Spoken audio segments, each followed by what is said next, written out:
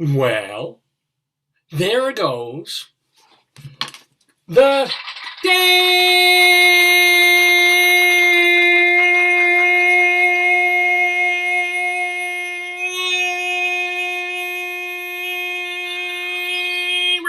11 seconds. I think I'm going to try and do 1 second more every single week until the point. Do you think I could eventually do like 2.5 hours of the show of just me, one breath, I think Daverhood? You have to do take Mariah Carey classes to sing. I just might have to Maybe take. like Whitney Houston. No, I don't think I would want to do anything like Whitney Houston, including singing. But anywho, there goes the Daverhood. I'm Dave Lefkowitz, and we are here live on this Saturday, April 24th, 2021. And this is going to be, or is, the 795th episode of this program. We are 5 away from the big 800. Wow. And we're calling this one, we're got a big show. You don't have to wait until our 800th show to tune in or enjoy or be like, whoa, this is a cool show. We have a cool show for you this Saturday morning because check out what we're going to be doing on this episode of Dave's Gone By. With me, Dave Lefkowitz, my darling and adorable wife, Joyce. We're going to introduce, at some point we'll introduce our little new friend because we always have potatoes on, but we have another stuffed creature that will be making his appearance. But beyond the magnificence of all that, also on Dave's Gone By today, check it out. First of all, we will have our Colorado Limerick of the Damned.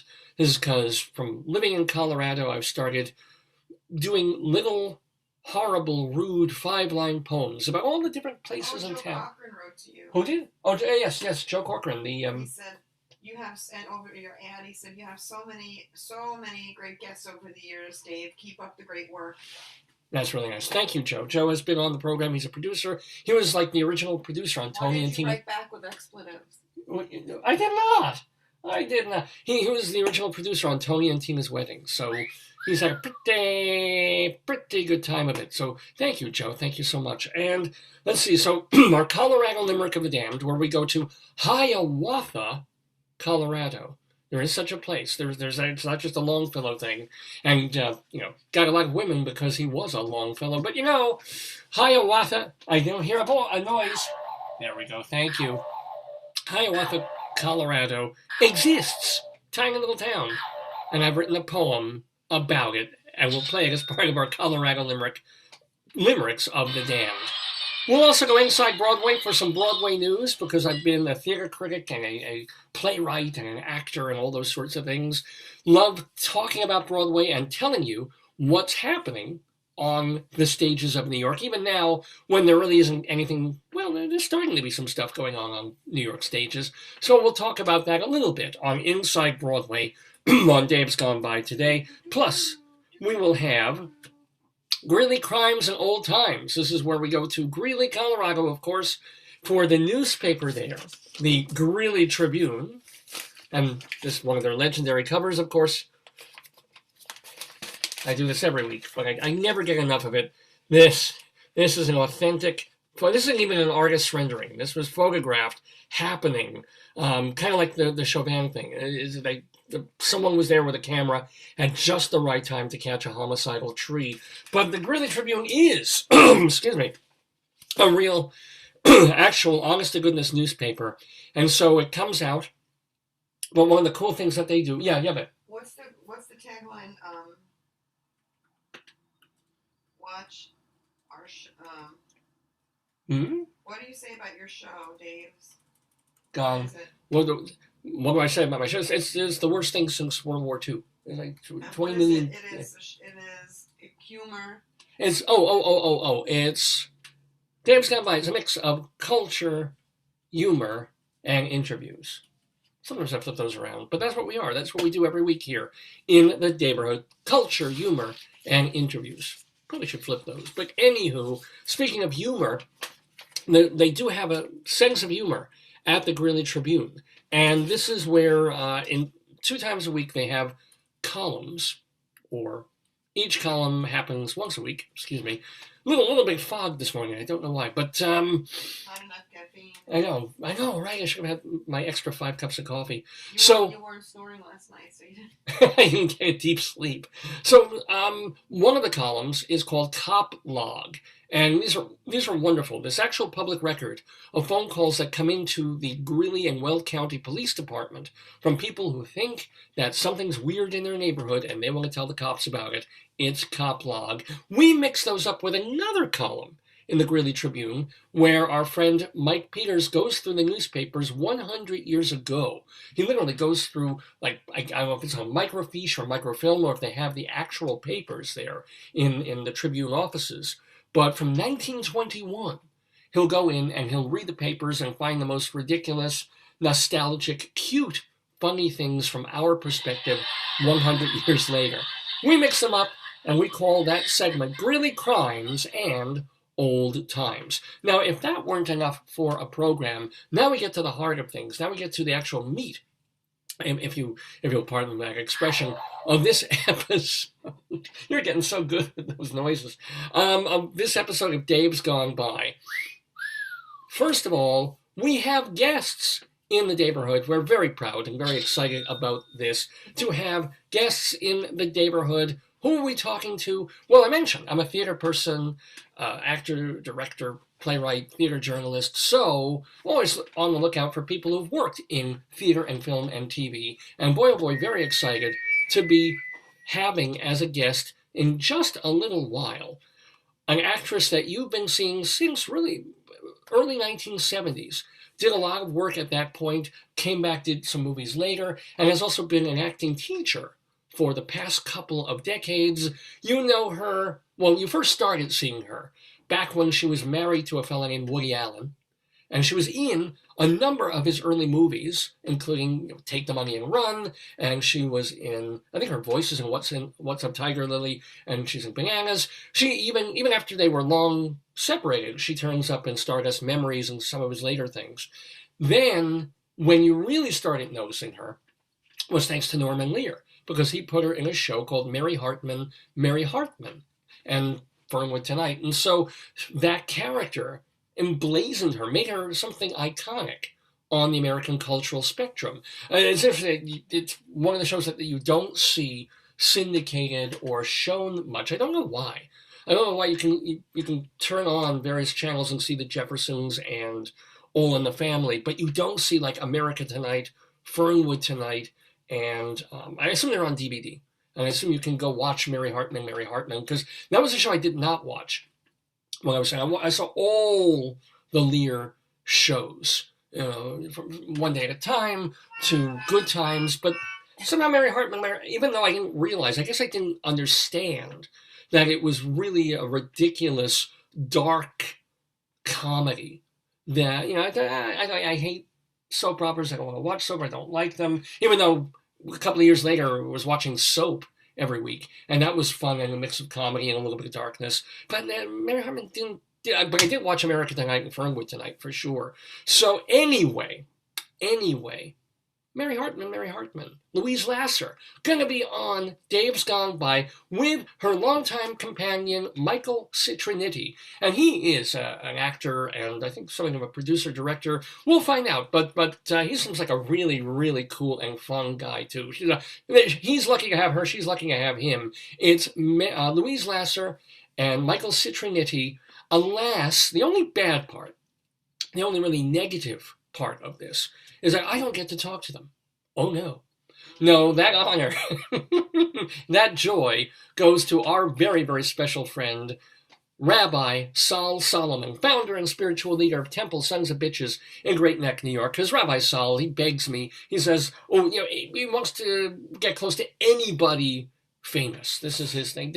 Famous doesn't matter doing what? A famous serial murder, Rabbi Sol would be, I'll do the interview. It's just the shine of fame he feels rubs off on him, and then, gets the congregation to give him more money at the end of his sermons. But, Rabbi Sol talking. Does that ever happen? No, he sometimes actually, it's rather interesting. It's a really sad synagogue he has. Patrons break in after the place closes and take back what they gave in the collection plate. That's how much they dislike Rabbi Sal. I feel bad for him. But yes, ladies and gentlemen, Rabbi Sal, Michael Citriniti, and Louis Lasser coming up on Dave's Gone By. Huh? And if that weren't enough, and don't you think it ought to be, stealing that from David Letterman all the time now, we also have our weekly Today, Yesterday trivia history quiz. It's a lot of fun. It's ballooned into like this major segment of the show now. It used to be just me reading a few questions. Now we have like panelists and regular guests and guest people joining in. So we have that today. We have our regular contestants, David Sheward, who is the former president of the Drama Desk and also who is a writer, journalist, blogger for the David Desk and Cultural Weekly and TheaterLife.com. So he's the guy to beat usually. He's the guy you gotta watch out for. But just as good is Leslie Hoban Blake. She's a longtime theater director and also a theater journalist and now also as well a podcaster. You can watch her on YouTube with our mutual friend Charles Gross doing Critics Circle, where they interview major people of the theater and review some stuff they've seen online. And pretty soon, I'm sure, well, at least Charlie will start reviewing some things in person. But Leslie Hoban Blake and David Sheward together, a formidable panel of contestants on the Today, Yesterday quiz. But guess what? There's more, because joining them will be our longtime friend and my long time personal friend, Eva Heinemann. Now, Eva has been doing her theater review program called High Drama for, it's gotta be 2 decades now, maybe more. And she does it on Manhattan Neighborhood Network, plus she posts her stuff on Facebook and YouTube. It's called Hi, like hello, hi! Exclamation point drama. In fact, I was on an episode just a couple of weeks ago, so I thank her so much for that. And he was just this wonderful personality and volatile and excitable and incredibly in love with theater. Just absolutely adores theater, and that comes through, you know, every time she's... Name her child Phantom of the Opera? Yeah, at least she didn't name it Wicked. Oh. Or she could have named it Hamilton back in the day. No. What should she have named it? Like Algernon or something. Like we're watching or starting to watch Title of Show last night on it was Broadway HD, I think, or Broadway On Demand, and they have this cute song where the play that inserted in the play or whatever that's called. Well, all the lyrics of the song are based on flop Broadway shows. That was cool. And what's really cool is I don't remember if they did this in the theater, but in the in the online version of the show, HD. the Broadway HD version of the show, they actually show for just a second or two the old playbill covers. That was cool. I mean, I used to collect playbills, and I don't remember some of the names of the shows they had up there that made it into the lyrics of the song. It was kind of cool. But, you know, if someone has seen, at least for the past 25 years or so, those shows and more, it's Eva Heinemann. Now, she's not going to be talking theater with us. Well, I'm sure they will. Of course she will. Of course they will. But it's actually a history quiz, and the quiz is questions that all have to do with things that happened on April 24th throughout history, not just about theater. It could be sports, it could be technology, could be people who were born on this date. It's kind of fun. I think you'll enjoy it, so stay tuned for that. Eva versus David versus Leslie on Today, Yesterday. So that is the basic layout of this episode of Dave's Gone By. So let's see, what do we want to talk about? Wow. Yeah, whoa, tell me. Trees can kill. Somebody said, good morning, Robert Callum. Oh, yeah. And then Vicky said she loves the jellyfish shirt. Oh, well, thank you. Thank you, go. Vicky. See, I told you, people like a sharp-dressed man. Honey. They do. They a sharp-dressed aquatic man. And by the way, yeah. You're getting a lot of thumbs up. Thank you. By the way, you've been making fun of me on this, Joyce, but because I made her watch, because we watch a ton of things on Netflix, and one of the things that came up was a nature documentary. Now, I'm not that huge on nature documentaries, but they're kind of a nice break from watching all the other stuff we watch on. So I'm like, oh, honey, there's a movie on there, a documentary called My Octopus Teacher. Remember that? Yes. It's about a man. It was horrific. He let his friend get eaten. You don't let your Well, friend get killed and eaten. We can't really do anything. It's nature. It's Take the him water. home, put an aquarium and save his little octopus life. You're kind of right. Or at least bring him to a Japanese restaurant or something. Oh, God. It's a movie called My Octopus Teacher. You ate the squid, that octopus leg in the Greek restaurant in Forest Hills? Oh, that was so good. Oh. That was so good. They grow back. We saw that. I don't think that they just took it off him. I think they... Oh, they may have used the rest of the octopus? I believe so. That is possible. That octopus may have been murdered for my meal. But it was so good, I don't care. But this movie is about this guy who's going through something of a midlife crisis. He's this handsome, white, like, surfer, explorer, adventurer guy. And he goes diving like 50 degree below zero waters. And he comes upon this octopus. And he's, like, fascinated by it. And the octopus eventually, overcoming its fear, becomes fascinated by him. And they make a connection. At one point, the octopus is hiding. And then he takes out its little tentacle, one of the ones I ate, and touches him on the arm, and then he touches it, and they swim together, and they play together. And one time it gets scared, and then he thinks it's falling out with him, but then they make up, and they have sex, because make-up sex with an octopus is amazing. But later on, an octopus gets attacked by sharks. And it gets attacked by a shark one time, and then loses... Well, remember, it lost a tentacle, but the tentacle started to grow back. It was all right. He's sick. He's a torturer. Who, the guy? Yeah. What is the guy? Yeah, he can't fight a shark. He likes to see it suffer. Well, no, it's the life cycle. I don't know if he loves, but he's made friends with this octopus, but he also realized octopi don't live forever.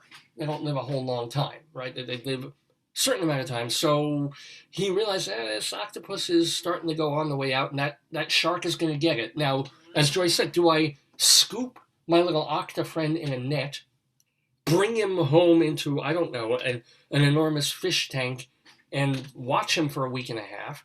Or do I let the course of nature, sharks got to eat too, and eventually the shark will carry him off, and blum, blum, blum, blum, blum, calamar. So, it's a touching film, it's a disturbing film at some points, but there's also, it's beautifully shot. And so, we watch this, and Joyce is like, why do you make me watch this? It's nice with the man and the octa and the claw, not claw, the tentacle, and now suddenly he's like, the thing is eaten. It's eaten. I'm going to be traumatized now. But then I got an email, and this is many weeks later, from our mutual friend of the Daverhood, another theater person, Ed Rubin, who generally, several times a week, he will send out stuff. What does he call you? My Egglets or something? He has a funny name. He's Fast Eddie. No, what does he call the people? My dear Goslings? My dear... Oh, yes, my somethings. He's very endearing in that way. He has a fun name. It's like the one that Dame Edna named. Yeah, oh, yes. But I forget. Rosebuds, my little Goslings. My little My little Legos. Why have you... Calla lilies. Yeah. Daisies. My beauties.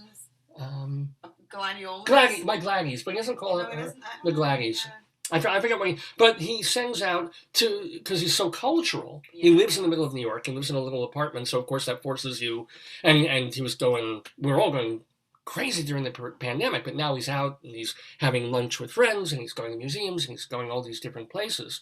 But even so, he's still doing a lot at home and always alerting people, oh, this is a wonderful show virtually from this museum. You should watch this. Or here's this great documentary from... curator of stuff. Yeah, he's kind of letting you know, or here's this...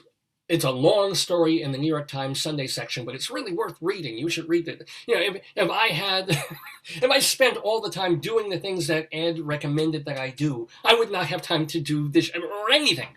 But it's great. It's lovely. And he sends jokes sometimes. And this time, suddenly in my email from him, is like, oh, there's this beautifully shot, touching, fascinating film, My Octopus Teacher. And I felt vindicated. I felt like, aha, I am not the only one. Not the only one that wants to see a documentary about a man having special feelings for an octopus. But remember when we started watching some of those nature films? You just couldn't get into them. No, I find it, I don't know. I just find, it's creepy. Like that David Adam. Yes! He's like, everything is sexual with him. He's like, then we see the bumblebee. Oh, here comes the queen. It's like too creepy. I'm so glad you said that because I'm just queuing up an no. audio piece from one of those David Attenborough documentaries. No. Really? It was about. Wasn't manatees, wasn't whatever. It was. This is just a little bit of dialogue about. I forget what sea creature it is, but here we go. And release their sperm in vast milky clouds. Soon the excesses of the herring's sexual spree creates a thick white scum on the surface. Through the season, curds of sperm clog the shores for hundreds of miles, from British Columbia in the south all the way to Alaska in the north. Yes, I hope you're having your morning meal, your morning oatmeal, when you hear David Attenborough say, curds of sperm rise to the surface in milky whiteness. Curds of sperm is always going to be, in my lexicon now. It's gonna. I'm glad I had breakfast. Is that Dannon yogurt with pineapple? No, it's curds of sperm. Mmm. Yes, indeed. Cottage cheesy, indeed. What else do I want to bring? Oh, yes. Yeah. Let me talk about this. We do have a new friend. Not quite a friend. He will be a friend of the Daverhood as soon as we bring him on, because this. I'll be right there, folks. Oh. What, man? Eva said possums. Thank you, Eva. Oh, possums. Yes, that is what Dame Edna will call it. Ladies and gentlemen. Now, was this Valentine's Day, or what was this for? Or was this our anniversary? It was around Easter, but I wanted a friend. Yeah, this is I think, our anniversary thing. Because, I'm married a long time to my wonderful wife, Joyce. And she was like, I want a friend. I want a puppy or an older dog, but I can't have one. So. Yeah, we're not in a position to get a real live animal of any kind at the moment. But we were able to find, or I was able to find this, pay a king's ransom for it at Walgreens. And look, even comes with its own saddle. It's more of a. I don't know why it has a blanket over it. It is a llama as opposed to a camel. So all the hump jokes I was making the first week we got it, they kind of didn't mean anything. Yeah. And what were we saying about him? Why did I bring the... Oh, it's just the weird way that life works. Because what didn't even think about, just, okay, here it is, cute, got him, llama, didn't even think about it. And then out of nowhere, within a few days... 3 times, Peru came up. It's kind of like, when you think about Peru as this country, haven't even thought about it, mention it, and then, as soon as we get the llama, what we find, we were watching Midsummer Murders, because Joyce loves watching those reruns of Midsummer Murder. Do you watch them on Acorn, or do you watch them on... Acorns, because I have no life, David. Yeah, so she's watching this, and out of nowhere... In the middle of the show... Oh, the guy had llamas. Yeah, they're driving up to this place, and I suddenly hear... And I'm paying attention to something else, and then I hear llamas. What? Llamas! And I look, and it's not Fernando Llamas. They're driving to a llama farm. Well, the 2 detectives are. And suddenly there are these llamas on the screen... And, of course, our Lami, our new friend, he starts jumping up and down, getting really excited about it. Okay, that was one. That was one time it happened. Then we watched Mochi and Furball. Yeah, there's a show that Joyce despises, and I don't necessarily blame her. It's because it's dismissive. What do you mean it's dismissive? I mean, Michelle Obama's the store that... She runs a grocery store. Yeah. After being first lady, that's a real.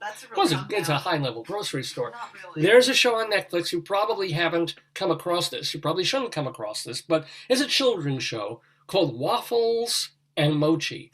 And just to show you how messed up we are as a culture, one of the 2 lead characters, they're both puppets. One is he's not a waffle. His father was a waffle, or his mother was a waffle, and his father was a Yeti. I believe the Yeti. Yeah. So he's a combination Sasquatch and waffle. I couldn't make, if I were on drugs, I couldn't make this up.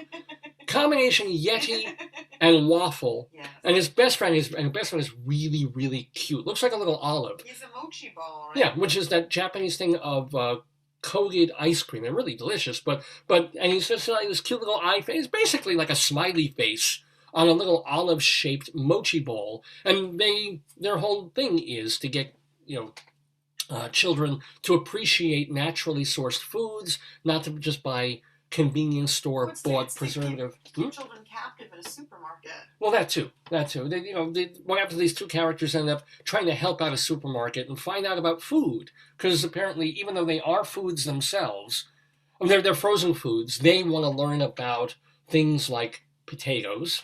Fabulous episode. I just put an ice cream in the chat. Pickles. What was the first one? Tomatoes. Wonderful episode about tomatoes. And for no particular reason, as Joyce mentioned, one of the people who works and kind of runs the supermarket is Michelle Obama.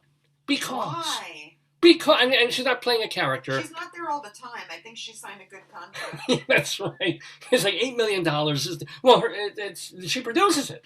She and her husband have a production company, and this is their show.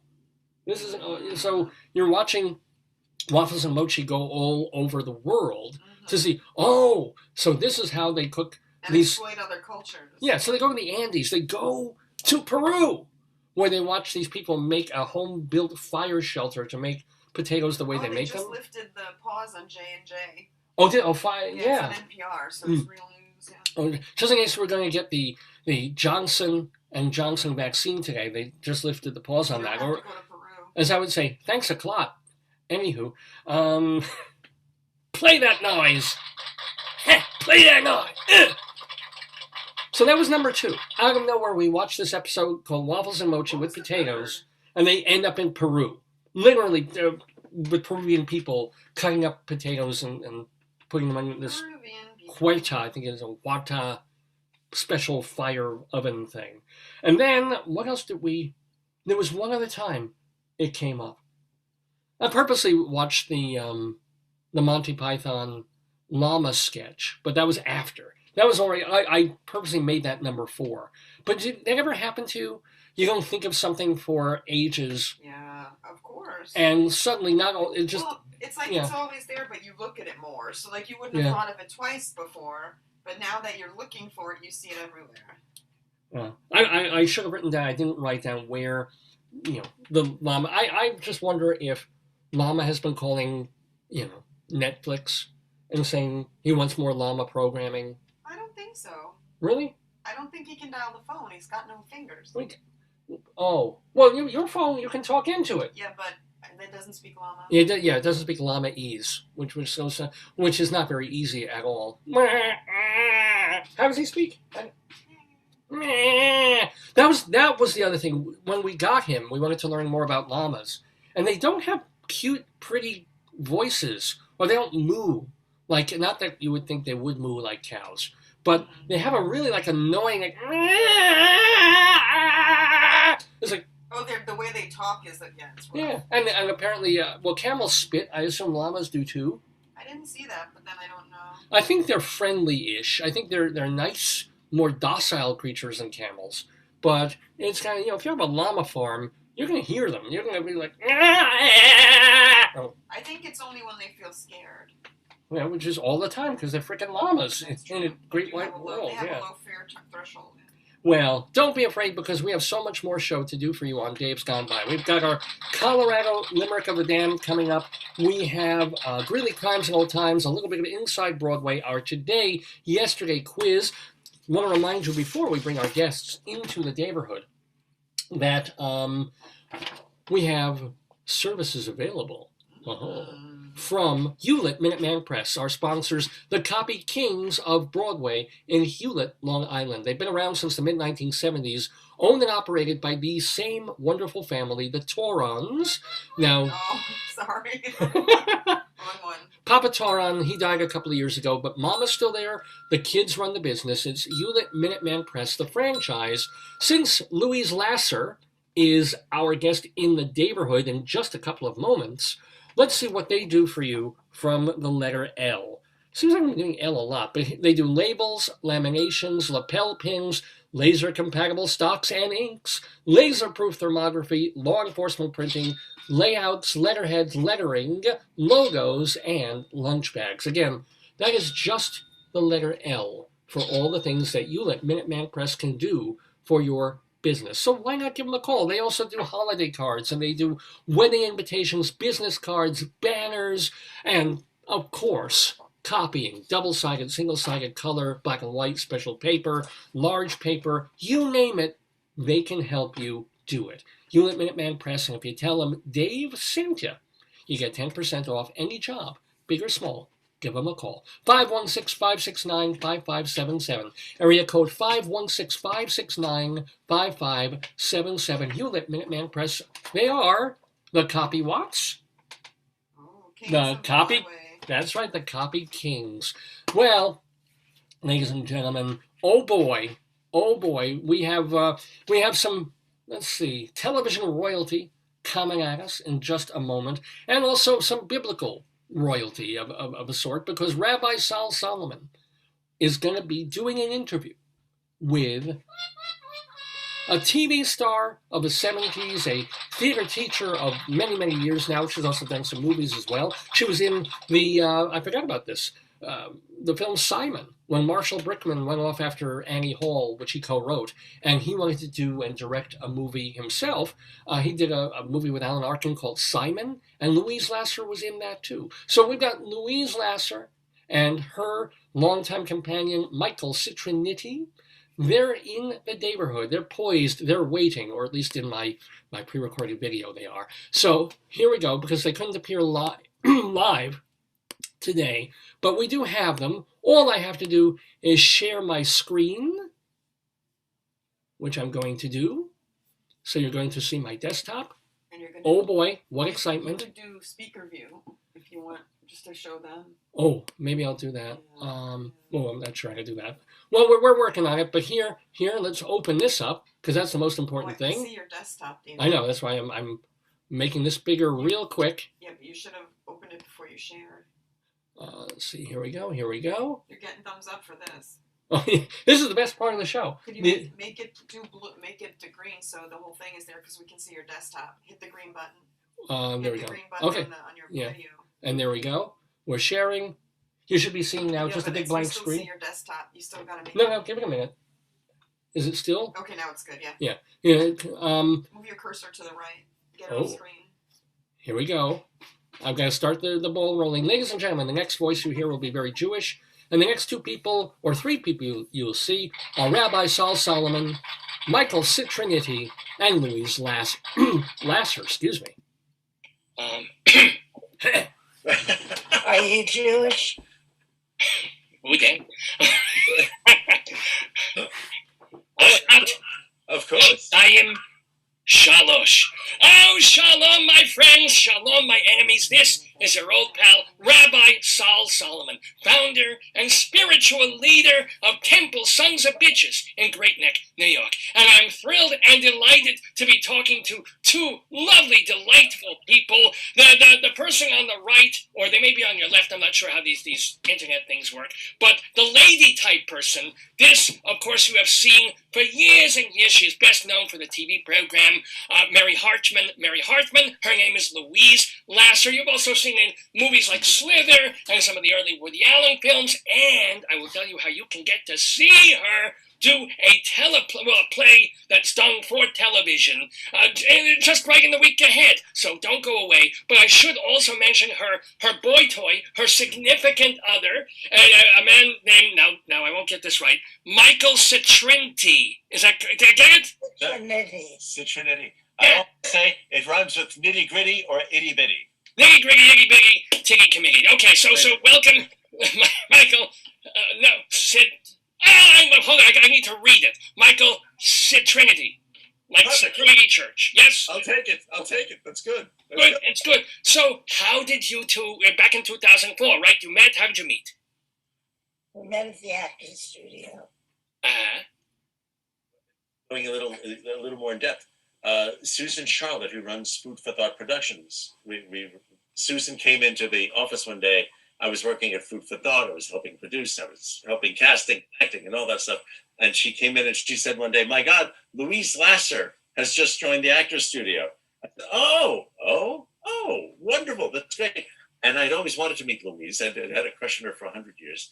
And it was June 18th of 2004 was going to be like a final picnic party day. And Susan said, "You got to come with me. Also, I lost Louise's number. So please come with me and we could get Louise's number." And I said, "Great." So I go over there and Louise is in front of the Actors Studio having a Snapple, a Diet Peach in one hand and a Tequila Sunrise in the other. And I said, "Oh, you must have met my boss, Susan Charlotte. Would you like another drink?" She goes, "Oh, no, I'm so drunk." She said, "Could you get me another peach Snapple, Diet Peach Snapple?" I said, "It'll be my pleasure." And I went and got her a drink, and one thing leads to another, and here we are.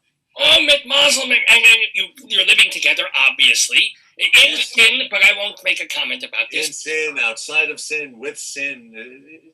We take it all in sin. It's great. But with the name Citriniti, are you Italian? You don't seem like a yiddle. You are? Italian, yiddle, it's all the same. So, does that ever come into play, Louise, you being Jewish, or half Jewish, I should, and Michael, you being, Italians and Jews have a lot in common. What do you have in common? What don't you have in common? We like to laugh. We like to eat. Okay. Yeah. And, eating. Definitely the eating. Any further thoughts on that? How about you? I have none. Well, let me ask you. You were teaching at HB. Did you have your own actors studio or actor teaching thing at one point? Contractor. But at HB. Uh-huh. She taught at HB, and then she teaches privately now. Oh, McMazel, so. Can I ask you, Louise, when you're coaching someone, what is the most important thing you are trying to get them to know or do? Well, I want them to, of course, be real, just be talking to each other, and trust that what they have to say is important, and not push it, just say it. Contact to each other. And is it hard for a lot of students? Because everybody's so into machines now and they're virtual. And is it hard to get people to connect harder now than it was 30 years ago? I don't know. 30 years ago. I don't know. I was working 30 years ago. An American form of acting, which is the ability to be real under imaginary circumstances. Right? Yeah, yes. Kind of like what I'm doing right this second. Yes, all right. Exactly. That's exactly right. Well, can I ask, do you have a favorite play? Are you a Chekhov person? Are you a Miller person? A Williams? What are you? I'm all those. And I do comedy, of course. Of course. But I think they're all the same. Is there a difference? In other words, you have to play comedy real. But if you're coaching someone doing a comedy versus a drama, how do you tell them to gauge how to play it? It never comes up. If they play it in their instinct, it's to play it funny. It's a question of, is it still real? Okay. If you feel it, maybe the audience will feel it. Can I ask, Louise, what do you think is the greatest performance that you ever get? Maybe it's Mary Hartman. Maybe it's something that's an IMDb credit that people don't even know much about. That I've ever seen? That you've done. That your greatest. I don't know. I like to play with. I'm sorry, I missed that. That didn't come through. Did you know my husband? She really enjoyed that one. Oh, well, yes. That worked. It was different for me, and I thought it was great. And it's an older woman. It's always when it's closer to yourself. And if it isn't closer to you right. And you and the character are one and the same. Mm-hmm. Also going through the circumstances that the character goes through in the play, not to reveal really anything at the ending. But as far as what the character goes through, and Louise, I guess being a little nervous initially, like, how do I get from A to B through C to D on this without giving away the ending. The realization of what is the process? How does one reveal this without giving away that? What is the step-by-step?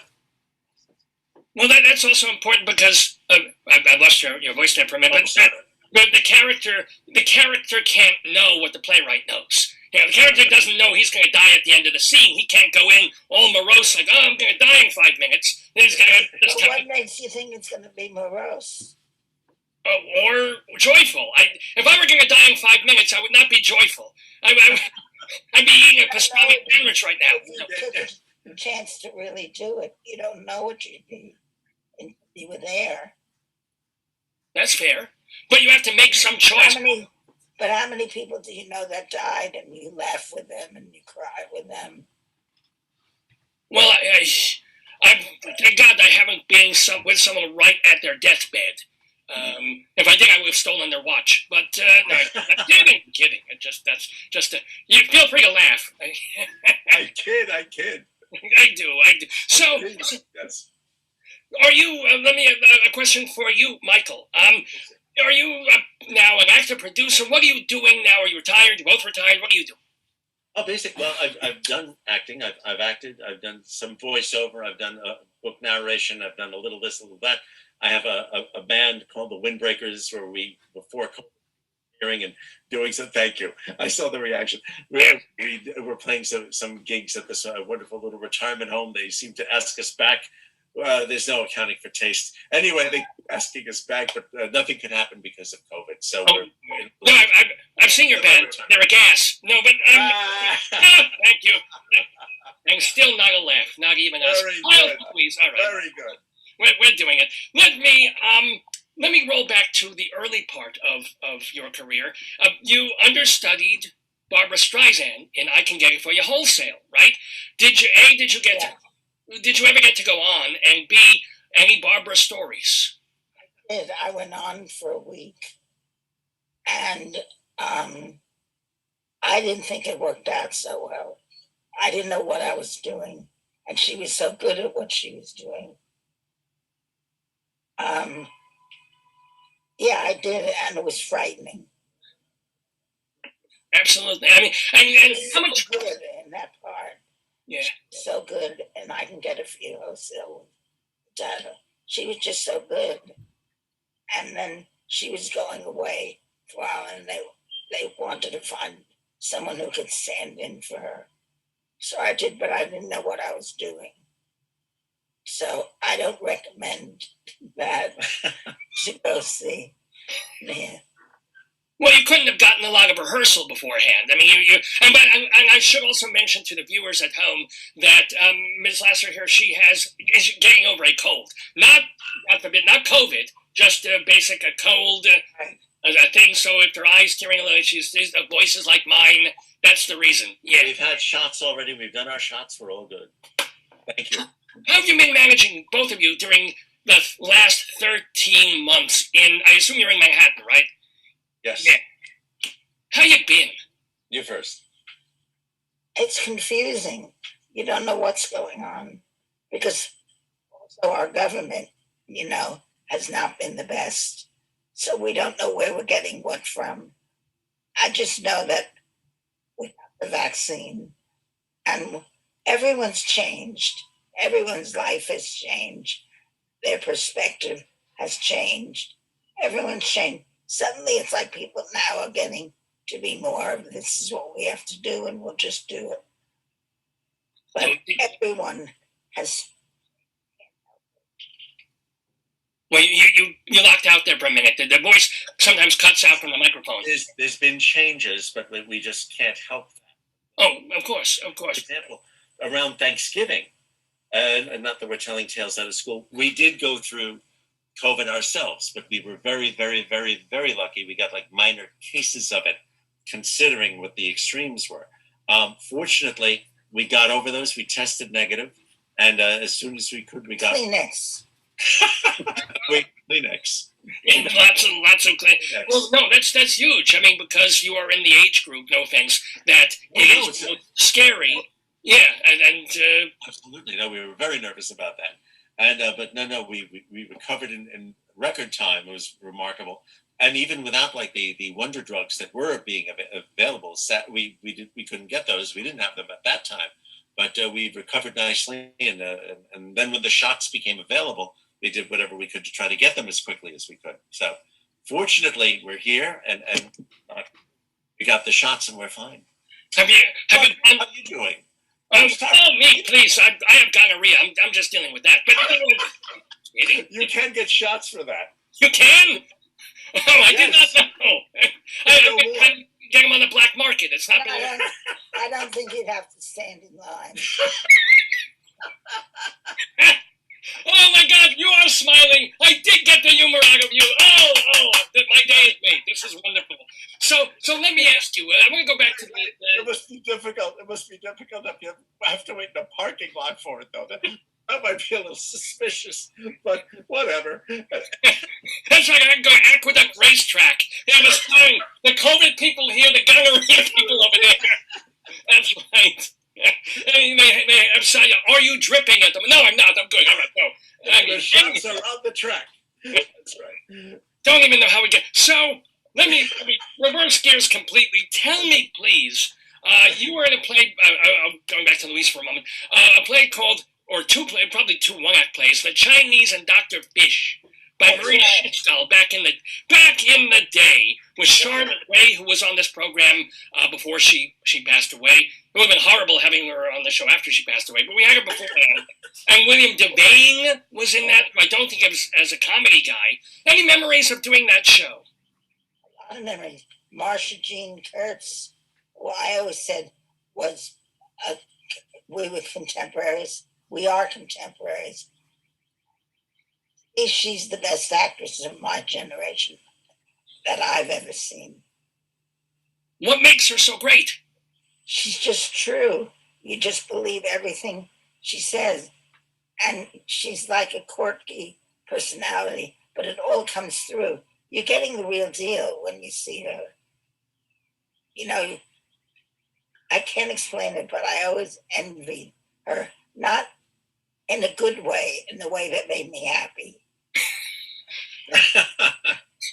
So it was actual, real, honest jealousy. You would see her acting, but God damn it, I'll never be that good. Is that feeling? No, it's the opposite. A good jealousy. Good jealousy. Right? Yeah. If I could ever be that good. Well, that's. They worked together in Requiem for a Dream, and we were watching her yesterday in this movie with Ben Stiller and Alan Alda and Judd Hirsch, called Tower Heist. And Louise is there. My God, she's so good. She's just so good. It's a wonderful. But do you have any other memories of that experience of being on Broadway in The Chinese and Dr. Fish? Well, they had to learn Chinese. Oh. They spoke their part in the play was written in Chinese. So they had to do it. And I don't know. I don't want to describe the plot. Okay. Well, you can describe a little. You can tell some of it. They were Chinese. They opened a Chinese laundry here. The son, Billy Devane, he just was always suspicious because he was Caucasian. He looked Caucasian. Always suspicious. Was he really? My part was to try to find out what he was. Right. Okay. I don't know if they could get away with that plot nowadays with political correctness and everything. It's not. No, there's nothing correct about it. Well, how do you feel? Let me ask you, Louise, and also Michael, you can chime in on this. What are your are we cancel culturing too much? Are we oversensitive? I mean, we're all white Jewish and Italian people here, so it may not be for us to say, but some of this canceling is bothering me a lot. What about you guys? How do you define the canceling? Well, this idea that if someone did or said something bad, suddenly you can't listen to a Bill Cosby record. Suddenly, well, he was pretty bad. Okay, fair enough. But I mean, Prairie Home Companion can't be on anymore. You mean pretend it didn't happen?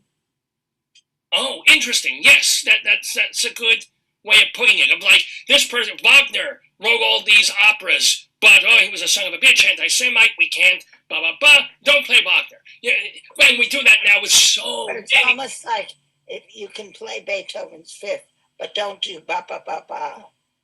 Leave that out. Well, Thing. no. Well, Beethoven was kind of a jerk, but we don't cancel him for his behavior. We cancel other people because they have done. You imagine never watching a movie that Harvey Weinstein produced again. Because it's Harvey Weinstein. He's doing things with little girls. The difficulty is walking that tightrope of if somebody has done fabulous, wonderful work, and we appreciate the work. How can we appreciate the work and yet tolerate the behavior, the abhorrent behavior of what the artist has possibly done, allegedly done? So it's that line you have to cross and say, you know what? I think we can certainly appreciate the work, the art, but also if the person is to be punished, the person should be punished. But you can say you can't negate all the great work that has come from that. You still have to appreciate it. We wouldn't be able to watch anything. Oh, please, Louise. Yes. But you don't have to appreciate anything. You don't have to do anything. I mean, well, if you choose to, things that keep coming up, we have no frame of reference for this. How do you mean? Meaning the cancel culture thing is also new. How can we go back and like do all this judging, this post wrongfulness judging? How does one go back and say, okay, because he did this, we shouldn't? If we learned anything bad about Michelangelo, we can't admire the Sistine Chapel anymore. Yeah. Or R. Kelly. I mean, if we move it up to modern time, R. Kelly.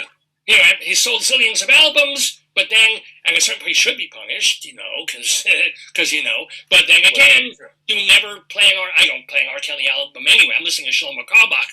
But point is, he's in there, and I'm not even.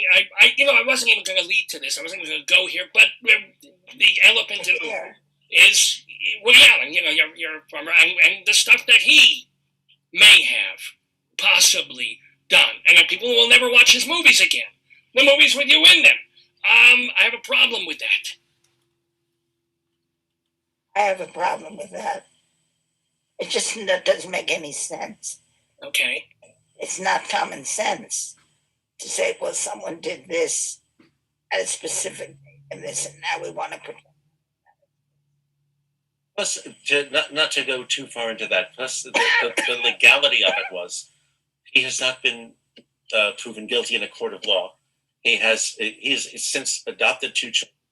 He is pretty much, I guess you could say, innocent in a court's eyes. Why go further with it? I guess now, not to disallow what Dylan feels or whatever. That's a totally different. What are you talking about, Woody? Yeah. When did that come up? It just sort of, I wasn't even really going to go there, but when cancel culture, and then that led eventually to. I don't want to talk about that. Yeah. Okay. It just seems like a ridiculous idea for me to come on and talk to you and you know what I mean? Okay. We can go elsewhere. We can certainly. Well, let's speak of another director that you worked with who had a very different personality from. Well, yeah, you worked with Otto Preminger. That's Do you have any stories about him? He tough. He was tough. Everyone was scared of him. Every actor was. Yet he was great. Do you think it's necessary? Do you think a director has to be like iron? So what? I mean, so what? So he was tough. That was him. He was tough. His work is great. But you see, it gets too mixed up. Right. And learning the. Well, what? More time. Remember. I was told I got the part the day before I did it, that night before. So he's known to be a stickler about learning lines. So I had all these speeches it was one long scene, and I had to learn the lines overnight. He was known, if you don't have your lines, watch out, because he goes crazy. So I didn't have my lines, and I went to him and I just said, I really don't know my lines. He knew that I wouldn't know them. I didn't have them. And I said, you have someone who could sit with me, like an intern or something like that, a line driller that can come and work with me. And he said, oh, of course. He couldn't have been nicer. He was. Huh. And so my experience of him was not of that tough thing. It was always in my mind that, I don't know, when you knew you'd come in and do things not how the other people did it. I don't know. I can hear it sounds confusing. No. Let me ask you, in terms of also, what do you prefer, or since you coach so many actors and you tutor so many actors, is it better to come in there, have read the play or the script a couple of times, and then work on it, get it on its feet, and then have it memorized? Or are you one of those people, no, you should come in first day of rehearsal, basically off book? I think you should come in and then let it go from there. If you want to check, I think you should be familiar with what you're being asked to do. So if that means if you work better learning lines ahead of time, you should do that. No one's going to tell you how to do that.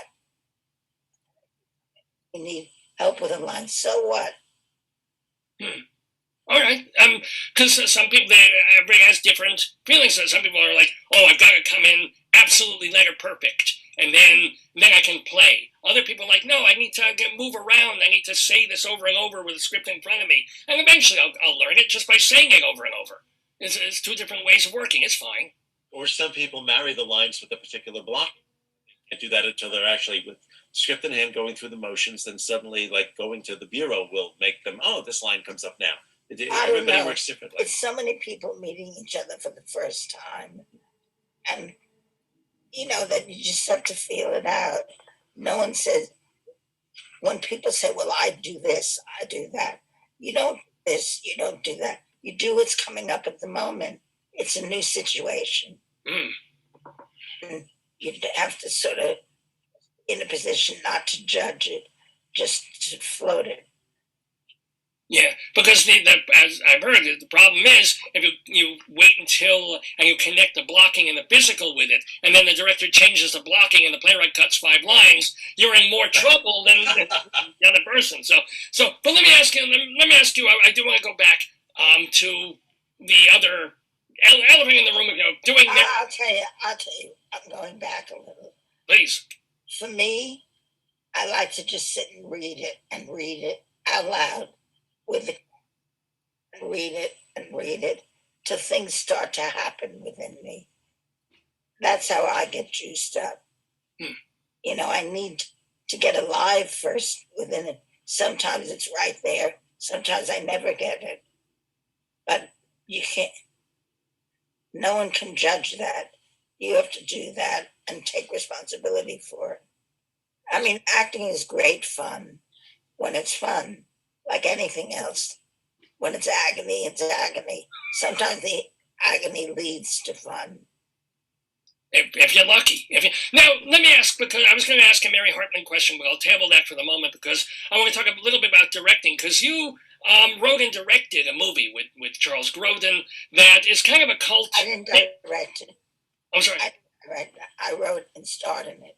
I'm sorry, I wrote and starred in it. You didn't direct. So, I'm surprised considering that you didn't do more, or you didn't go into the directing field more, that you didn't decide to do that. My whole life took a certain turn at that point, and I didn't like how I was functioning.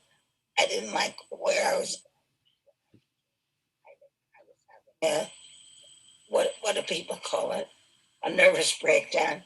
No, I was really having a tough time. So I didn't do anything for a while. Everything I did just felt wrong. it felt right again, there was no point in doing it. I don't know. I think I don't function the same way as other actors.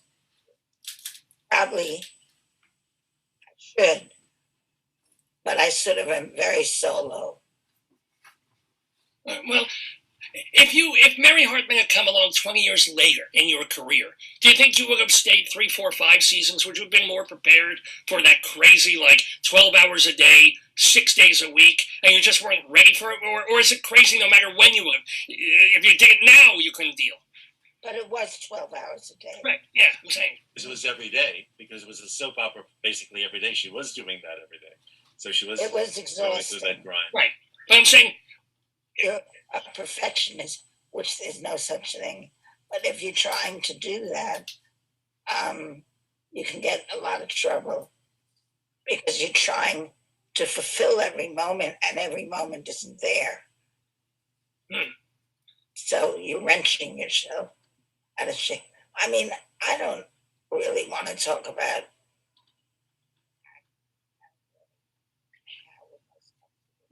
the microphone. Yeah. Sometimes it cuts out. She, just to go back a little bit, Louise also did direct Ira Lewis's play, Chinese Coffee. What is it with you and the Chinese? All right. So the food is fabulous. they're after me. We love the. was that with Al Pacino? Was he in that one, or you did it different? She did it with Austin Pendleton. Oh, I love him. He's been on the show. Yes. And one of her students. And he's great. And one of her students, Sean Walsh, and it got a nice little write-up in the Times. It was really lovely, and Louise directed that. Oh, so you have done a bit of that, and by the way, before I even forget, there's another. Since two out of the three of us are mostly Jewish here, I have to ask: do you have any Marty I'm Feldman? not mostly. Wait. Wait, Louise, you were half Jewish, and then you became no, aren't you? No. She's full. No, I've never been in a ceremony. But I've never done a ceremony. I was hoping you had a bris. I never had a bris. I hope not. So that explains. Never mind. No, I don't want to know. I'm just a lot of things have become clearer now. I'm just now beginning to understand it. Wait. The real elephant in the room, that all three of us are not wearing pants for this interview. I think great idea. That's the MS. It really is true. You know what I know? I got this is a boxers on. It's I'm telling you. But tell me, Marty. Boxers or briefs? It depends. Anyway. That's the old yes. Thank you. What was Monday like? Oh no, who was it? Who they do? It was Bob Dole. It was Clinton, Bush, and Bob Dole, and Dole was the depends. Is it? Depends. Yes. So, but tell me a Marty Feldman story, because you were in a movie called "In God We Trust." Speaking of religion, do you have any memories of Marty Feldman? Yeah. Good. I don't know. I'm not prepared to talk about this. No secretive things. Okay. That I just, he was very nice to me. Good. I just haven't thought about it in a long time. I'm not looking to dig up dirt on anybody. I want cute, funny memories. If you could find dirt, wouldn't you? I would dig up whatever I saw. If I dug up gold, I'd mention the gold. If I dug up dirt, I'd mention the dirt. You know, gold and schmutz. That's the whole world. That's what it is. Let me ask. Sometimes in dirt gold. It happens.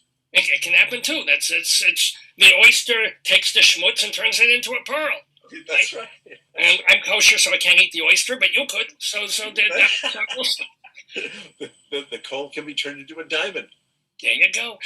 Speaking of diamonds, you can take an hour. I'm talking to people now. Hold on. You can take an hour and shape that into a diamond yourselves by tuning in to see Louise Lasser in the play. Where is it? Did You Know My Husband? Which is going to be streamcast, or I don't know what to even call it. But it's streaming. Streaming through Food for Thought Productions. Food for Thought Productions. If you saw a couple of weeks ago, we were talking with Bob Dishy and Julie Graubart because they were doing a piece for Food for Thought. So this is the same kind of thing. Plus, after the play, which is about an hour long, Louise will be there answering questions with the playwright, not Cheryl Crawford. What's her name? I'm sorry. Susan Charlotte. Susan Charlotte, forgive me. And so, yeah, I mean, you can have this experience for yourselves. Do you have another couple of minutes? So I would love to chat with you guys for a little bit longer. Sure. If you're good. Now, see, now I'm getting the phlegm in my throat. You're giving me your cold. Cancel all the appointments. I'm trying to give you my cold. I don't want it anymore. We're streaming the disease through the internet as we speak. It's amazing. So, what do you see, like, another couple of months after the pandemic, God willing, eases? Are you going to travel? Are you going to go and rent? What are you guys going to do? I'm predicting that by September, things should be at least 90% back to normal. I think we'll be 90% back in action like we have. Why do you think that? Because everybody's getting the shot. We're like, what, 24% with the shot already. A number of folks, even our age, whatever age that is, have gotten the shot. I think we'll have a really good turn of events. Things will be sort of normal again by September. I think normal for you guys. Do you go to the theater a lot? Do you go out to eat? Do you go to museums? Do you go to other countries and stuff? What do you guys do? No, we never did much of that. Oh, we did pretty much what we're doing now. We did. We love to go to movies. We did enjoy movies. We love to go to movies. But then, the COVID, everything got shut down. Actually, the last film before COVID I think we saw was Sully with Tom Hanks, directed by Clint Eastwood. That was the last film I think in a theater we saw. You shout. Oh, am I shouting? I'm sorry. No, please. Sometimes your microphone. I need you to shout. I'm shouting constantly. I shout my lullaby. Come on. Stop yelling at me. Stop yelling. I don't take it personally. I'm shouting out constantly all my life. It's fine. Louise, can I ask you, when you see a movie, and there's an actress of a certain age in it, do you sit there and go, oh, I could have gone up for that. I should be playing. Or do you just sit back and watch the movie and it's just, you're watching? I don't think I just sit back and watch the movie. I think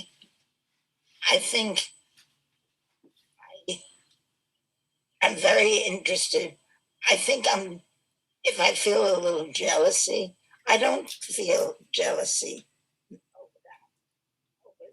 stupider things. I feel jealousy, but I don't feel it over that because that's my field. So I'm interested in other ways. Sure, I mean, I'll see someone and I'll think, I don't think anymore, why didn't I get that part? Because I always think the people that get the parts, when I see them, they were much better than I would have been. I see it that way. It's not such bullshit, That's how I see it. Having sat with her through a number of films and shows, it's great because sitting with her, and I'll be trying to follow up a plot, and Louise will be like, fake. I don't believe that. Oh my God, he is so full. Real, very real. That's good. See that? That's good.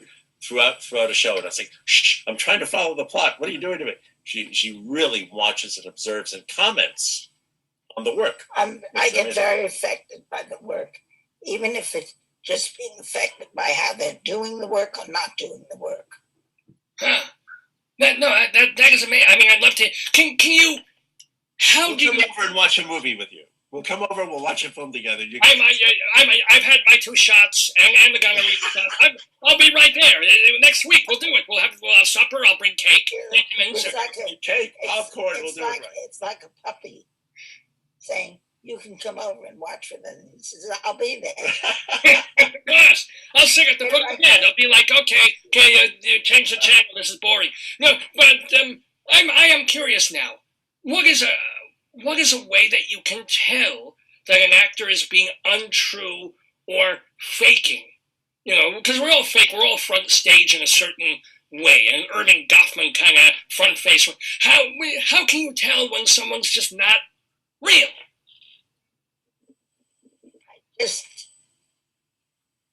No.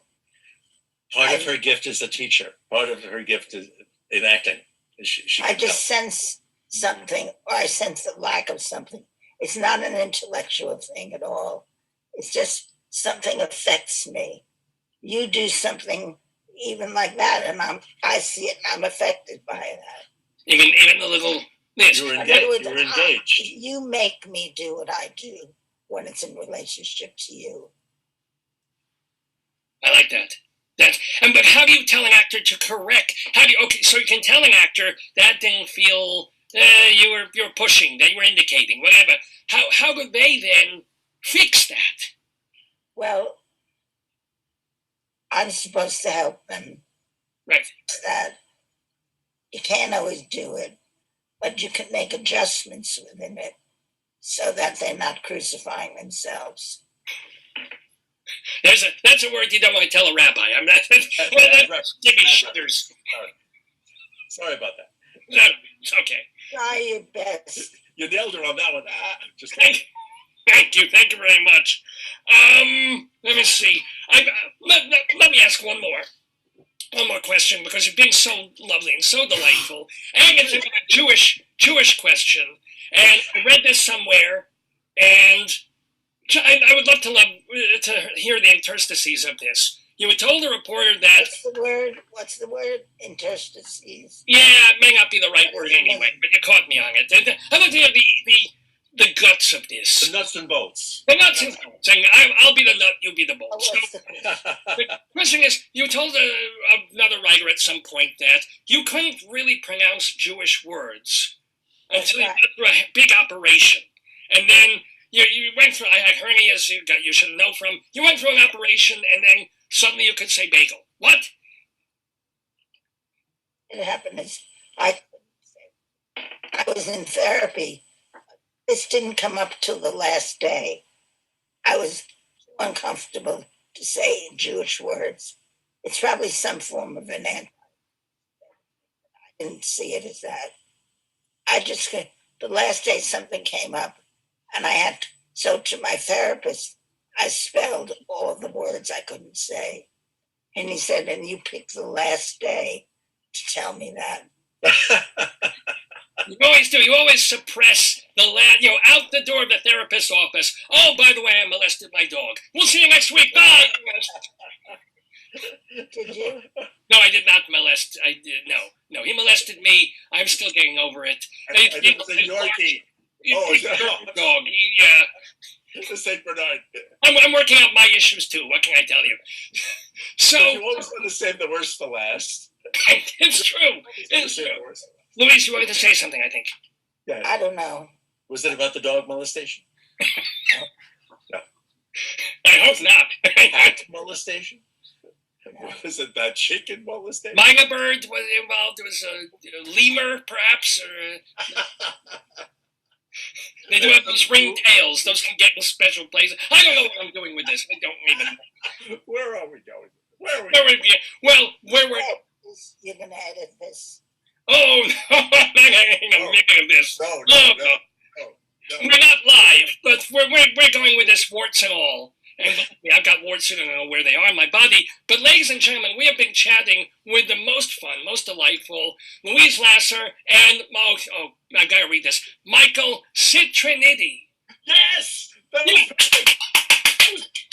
I dig it.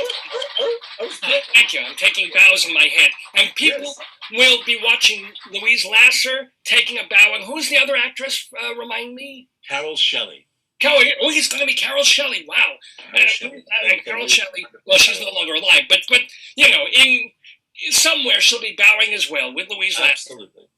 When they are screening Did You Know My Husband as part of Food for Thought Productions. Go to foodforthoughtproductions.com to find out when and where, because there will be a live Q&A after the screening. So a taped Q&A that they did else beforehand also.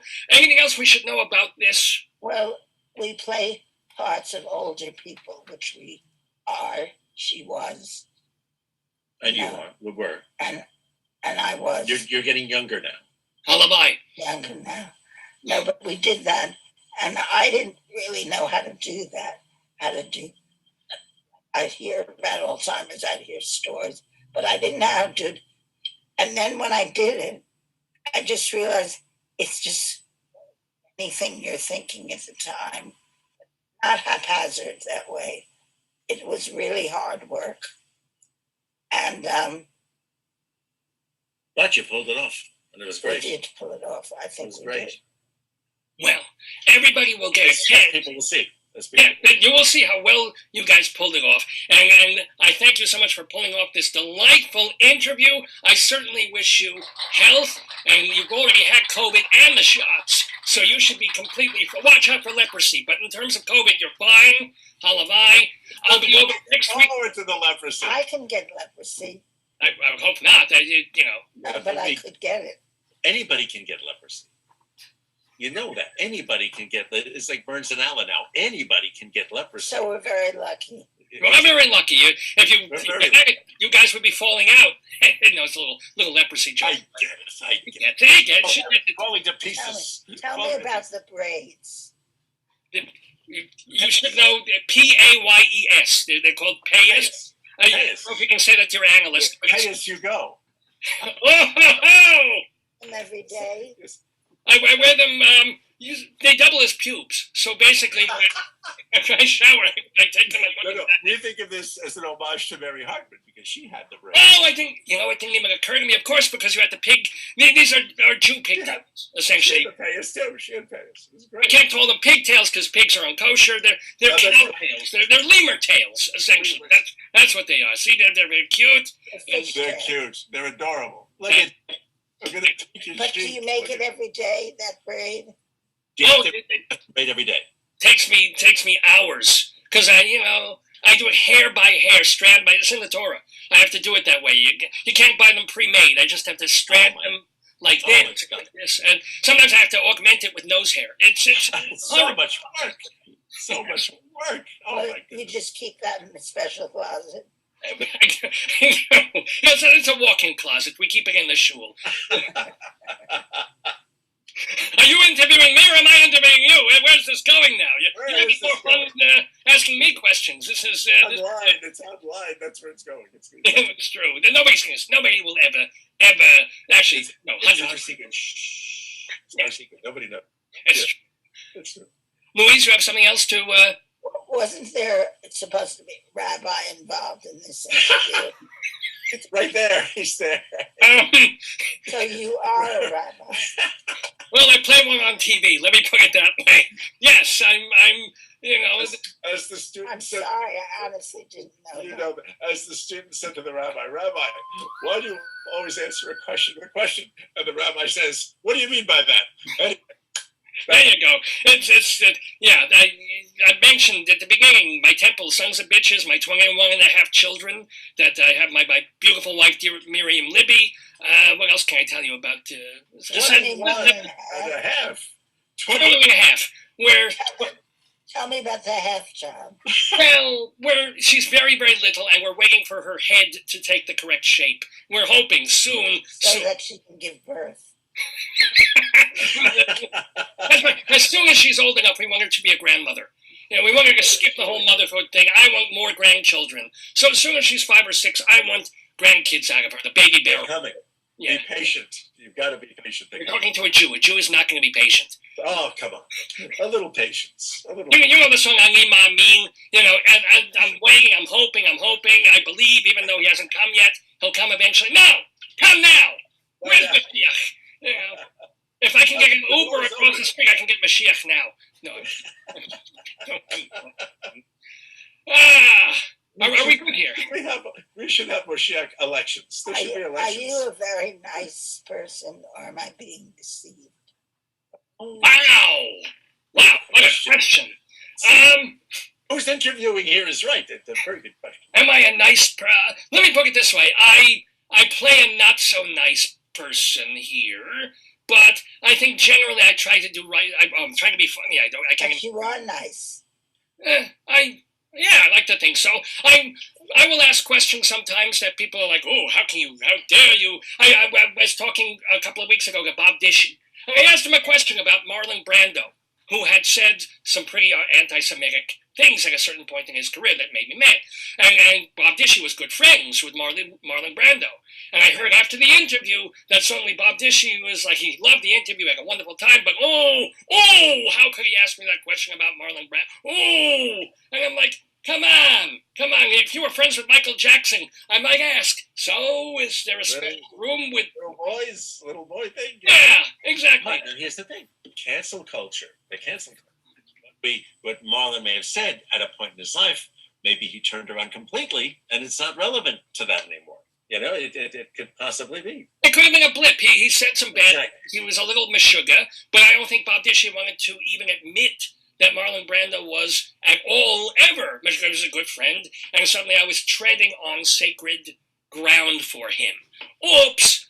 It's a question. I'm going to ask nice questions, not so nice questions. I've interviewed many people who are alcoholics. I'm going to ask, so how long have you been sober, and what was your low point, and what was your high point, and were you driving with Tiger Woods, or was he in the, I'm just saying that, a reporter, a journalist, an entertainer person, they can't just be nice all the time. Not every minute. Not all. An actor can't be either. It's important not to be. Oh. Because then you're not just being each time. You're being nice. You're being a thing. As opposed to, say, being human with faults, warts, and all, because these things do come out. People are not nice all the time. They can't help it.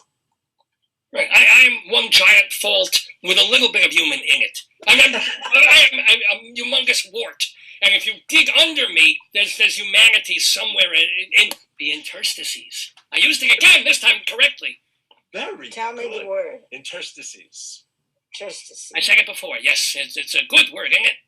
That's an $8 word. What is it? Oh, it's sort of the internal inner workings, like As I said before, the nuts and bolts. Yeah. The nuts and bolts. But you said it interrupts. No, in interstices. Well, they're the little things behind the... Right. I mean, you can play Chekhov up here, but what the characters are really thinking and feeling about each other, that's the interstices. So you don't think of it as subtext. Interstices is subtext in a way. Right. Churning beneath the surface. But subtext is the... Is what? Subtext is the text. Oh! I don't know if every director would agree with you on that. Please explain. It takes two jobs. Interstices are right in there with it. You switch it off. I'm sorry. No, I got a little. Also, your microphone got a little lost, so it's sometimes a little tough to. Yeah. Oh, okay.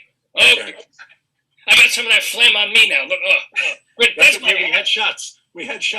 I know. I got the shot. Thank you. Windshield wipers. Hold on. Do you ever worry that your braid, one of them, might not be there the next morning? Well, sometimes I wonder about my children if they come with the scissors at night, but I sleep with one eye open. Just in case. Yeah. Just in case. Well, that's my question. Yes, I make absolutely sure. I have to admit, in my spare time, I make spare braids. So I have, in my closet, I have a drawer. Some of them are tie-dye. They look like Grateful Dead sort of things. Some of them are gray for when I get older.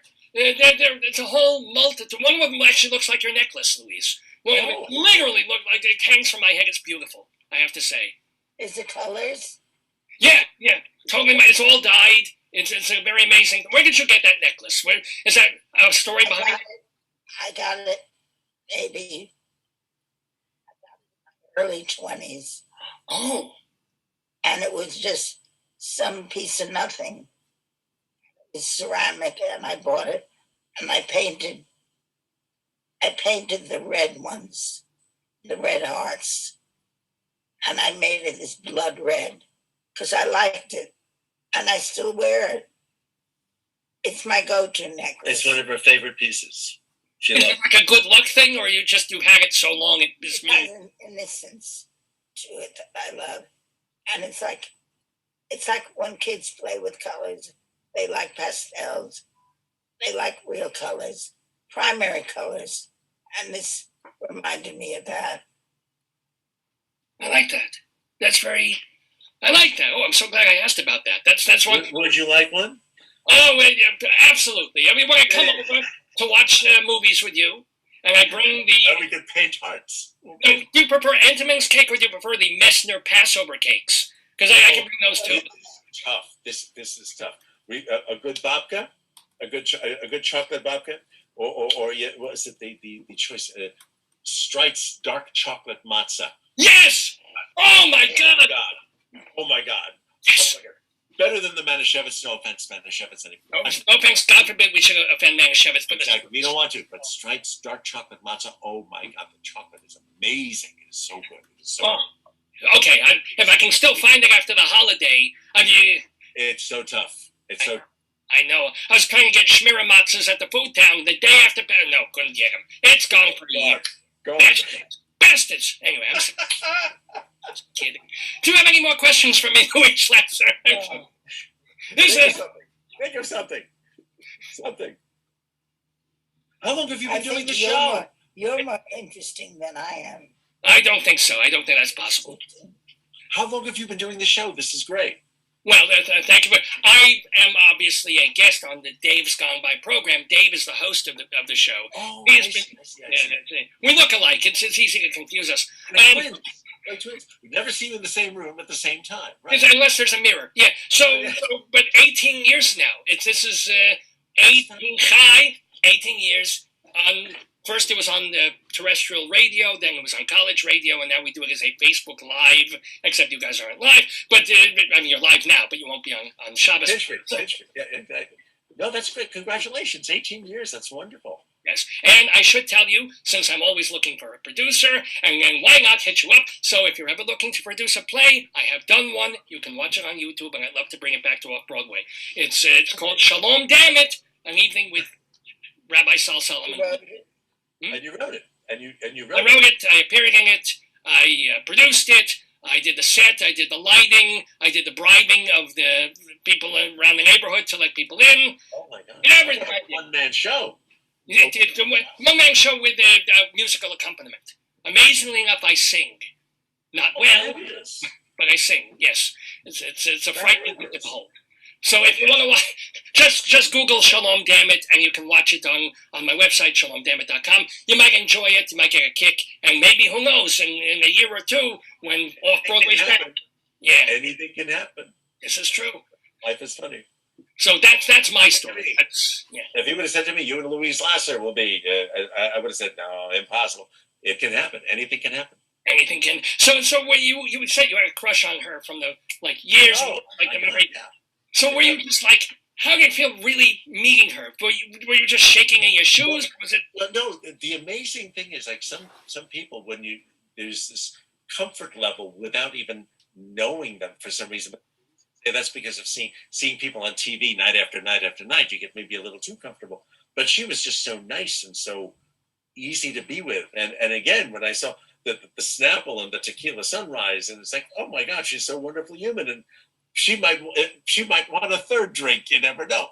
And then after that, we Susan kept having these John Kerry, George Bush debate parties that summer, and we would end up sitting next to each other on the sofa and just laughing hysterically, having a great time. And one thing leads to another. And then, we did laugh uncontrollably. Yes, there was a lot of laughing. So mostly at the Republican, I assume. I'm assuming you guys are a little on the left. A little on the left, absolutely, and just having a wonderful time. And one thing leads to another, and here we are, all these years later. It flies by. But not that you have to, but you going to put a ring on it, or you don't have to? No need. I've given her a ring or two, so maybe there will be a ring eventually. We'll see. Oh, all right. I'm assuming I'm invited. Of course. I'll bring cake, because that's all I Cake. Invited to the divorce. That's for sure. No. What do you bring to a divorce? A little black book of phone numbers. What do you bring? What can you bring to a divorce? Oh my God! Well, assume one of the the parties are going to be happy either way. Well, definitely one party's going to be happy. So you might bring something celebratory to one, you know.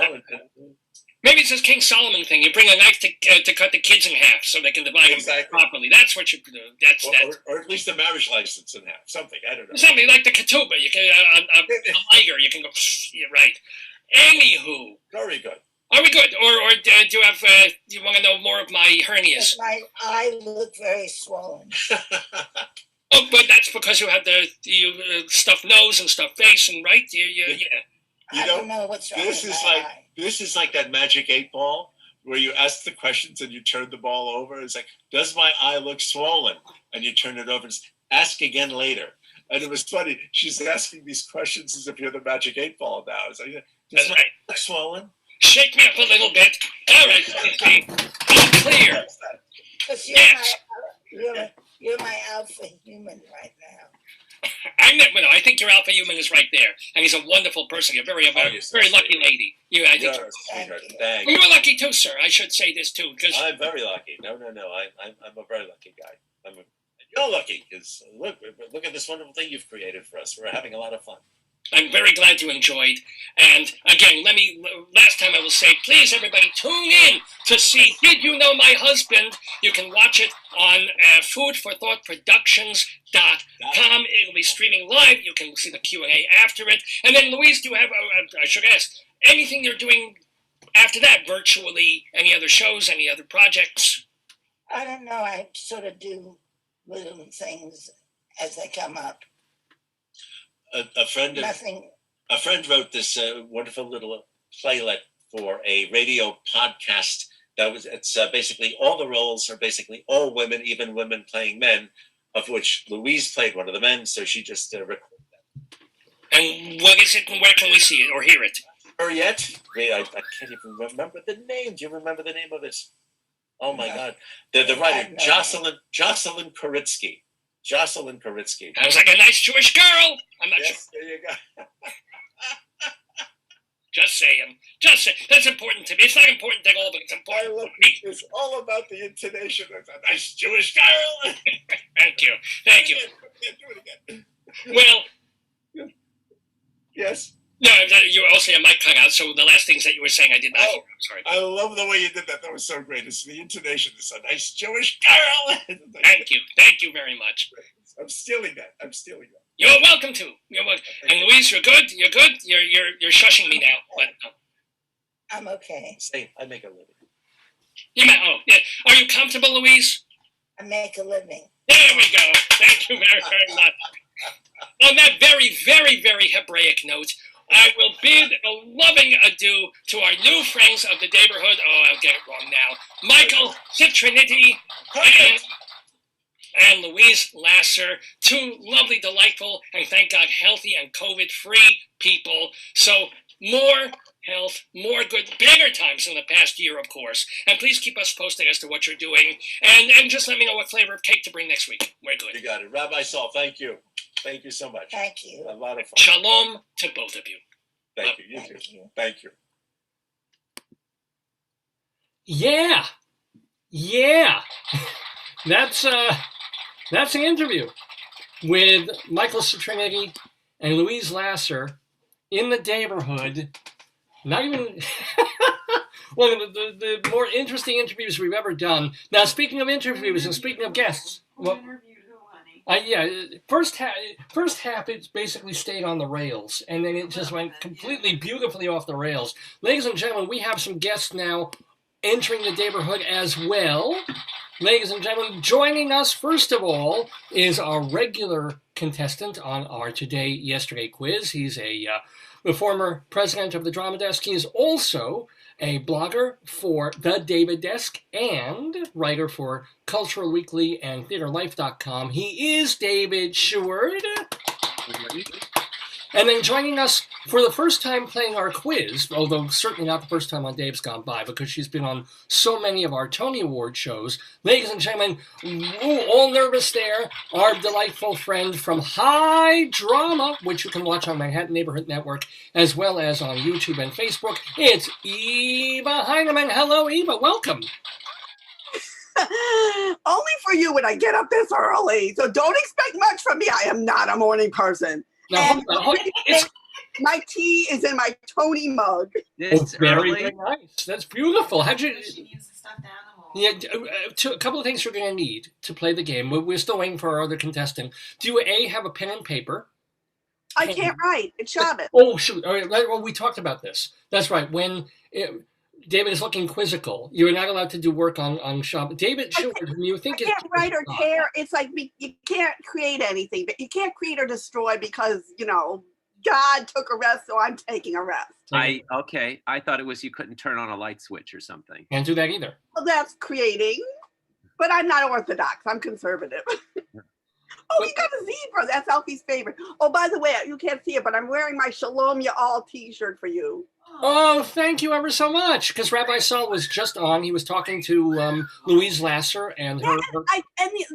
I've been going to live theater. I've been going to Food for Thought. It's in the neighborhood. Like there you go. The name. So did you see the Bob Dishy and Judy Grabart one? Were you there? I saw that one, and I saw the one with the Christopher Durang one. The Take Off My Glass Menagerie. Oh my God, the swizzle sticks. It cracks me up every time.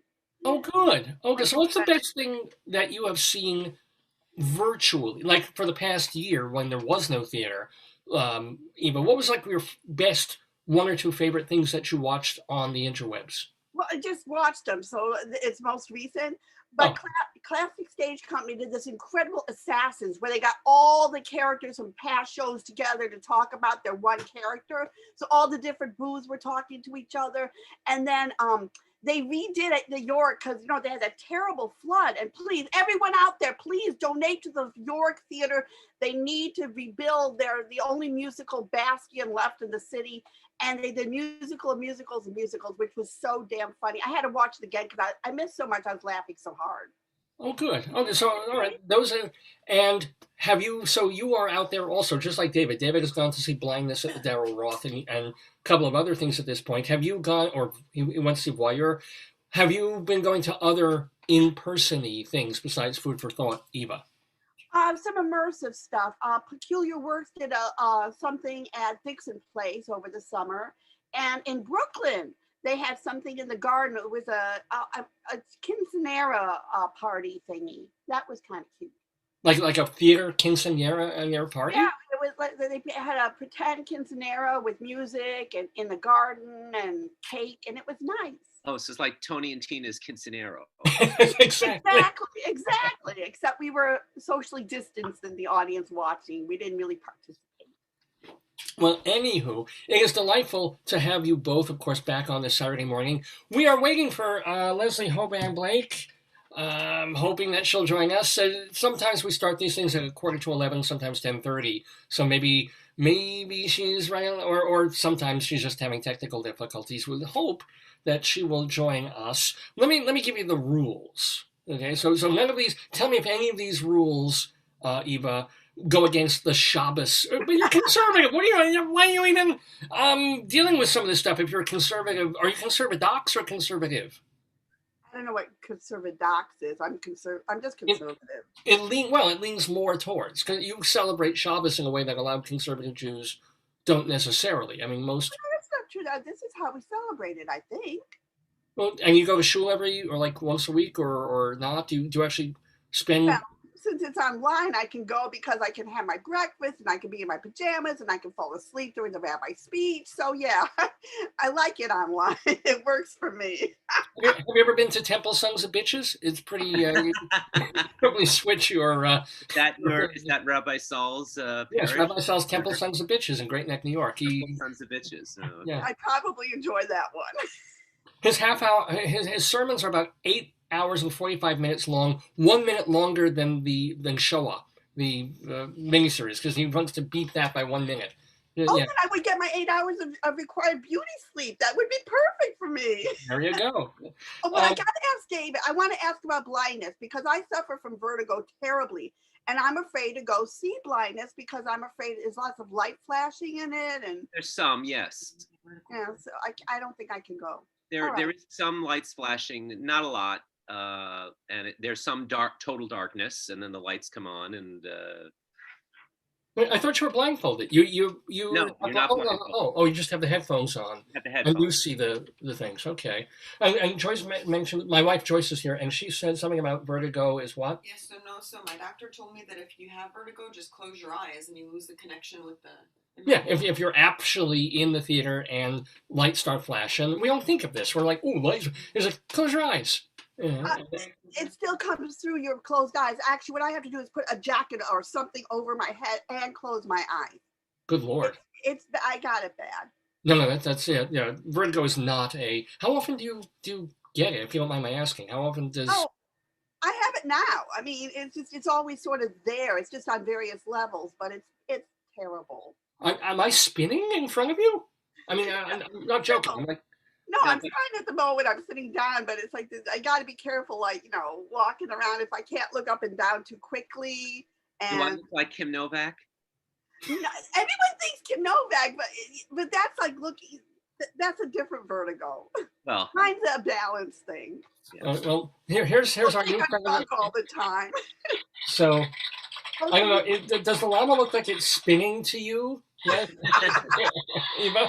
I actually have a stuffed llama. I had an uncle in Peru and he sent me one when I was a kid, but I mean, I didn't know I was going to bring a stuffed animal. So, yeah. Well, that was another thing. Most of us would be, on some level, hold up a stuffed animal during. Now you're gaslighting me. That episode of the Lucy Show.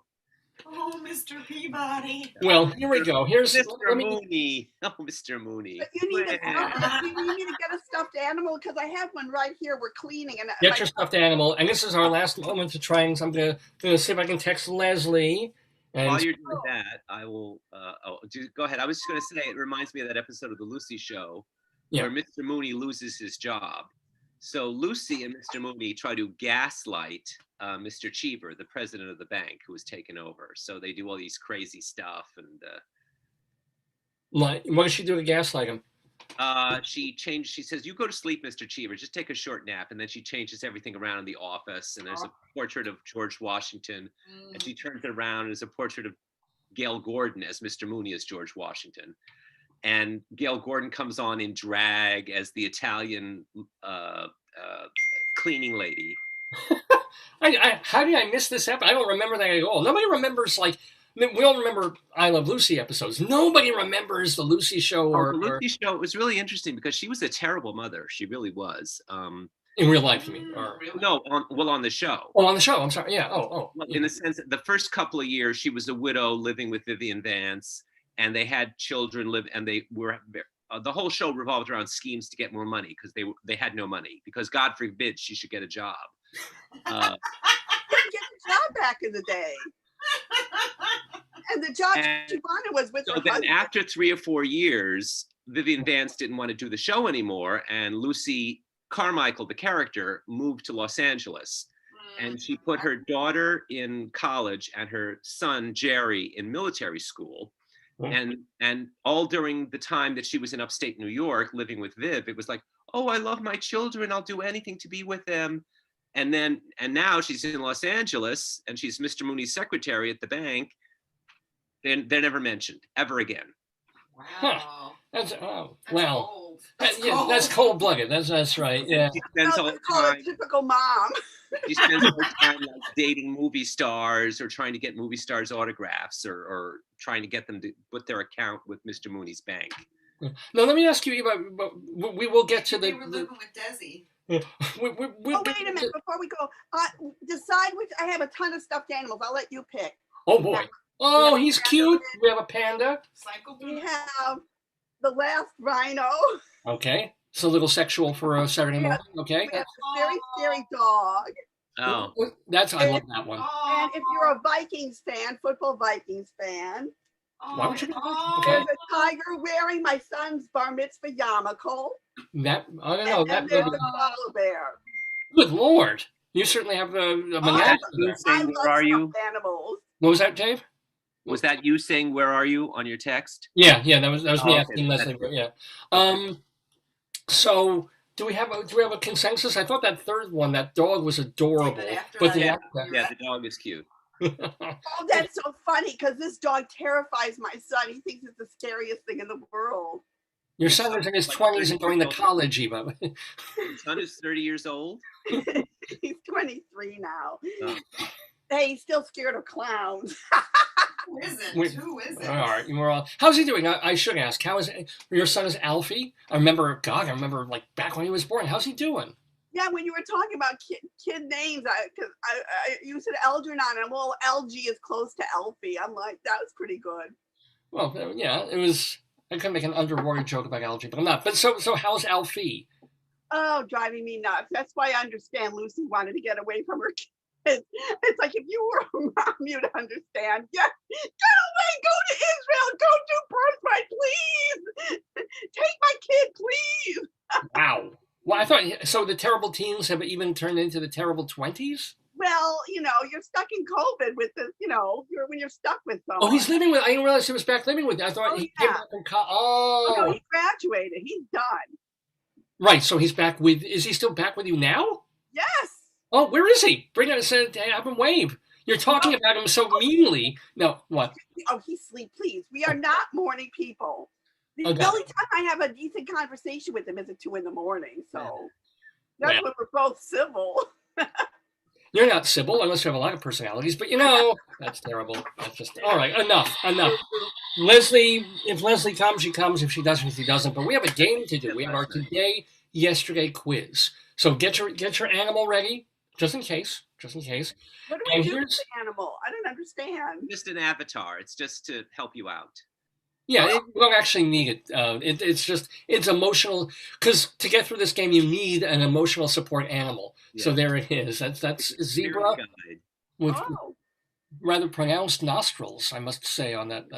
Is that one of those pooping keychain zebras, by the way? No, it's just a zebra I bought in South Africa, Oh, wow. I never knew what to... Zebra.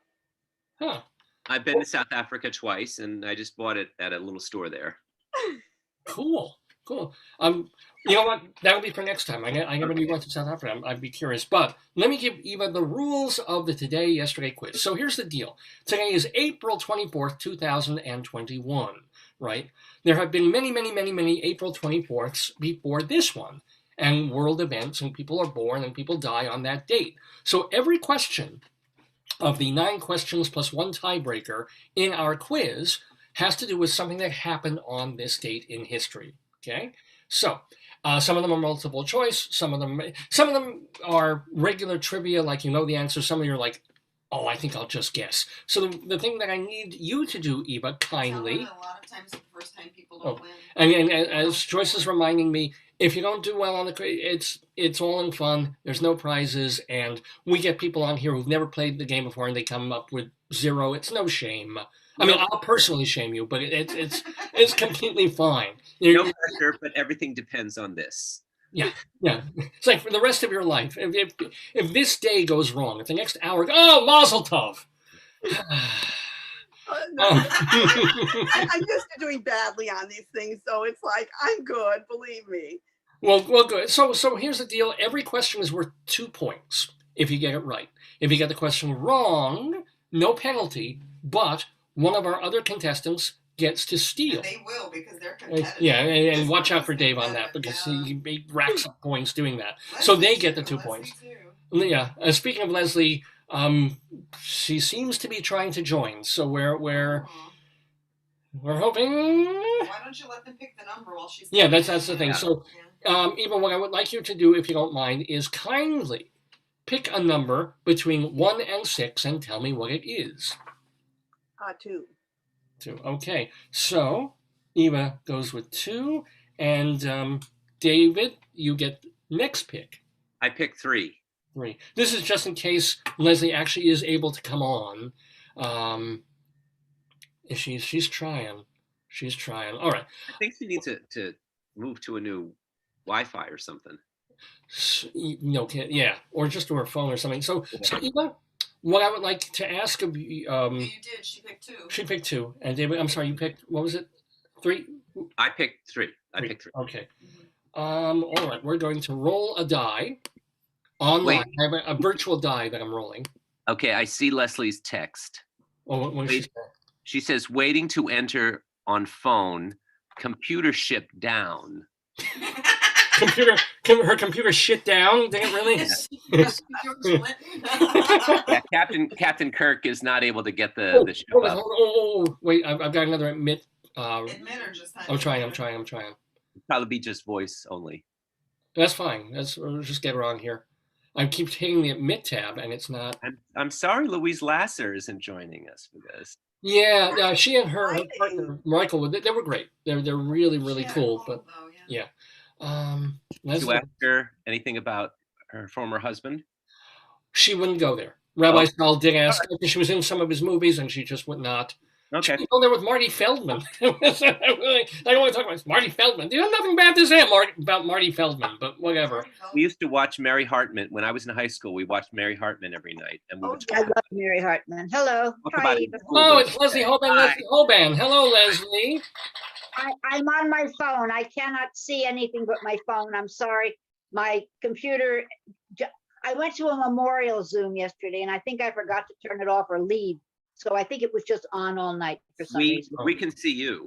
Yeah, we can see you and hear you. We're fine. Thank you. I know that. I just want you to know I'm on my phone, and I don't know what it looks like. Well, now you're on your back. There you go. In the corner. Yeah, and I see that. Dave, and I can, as you speak, I can see you.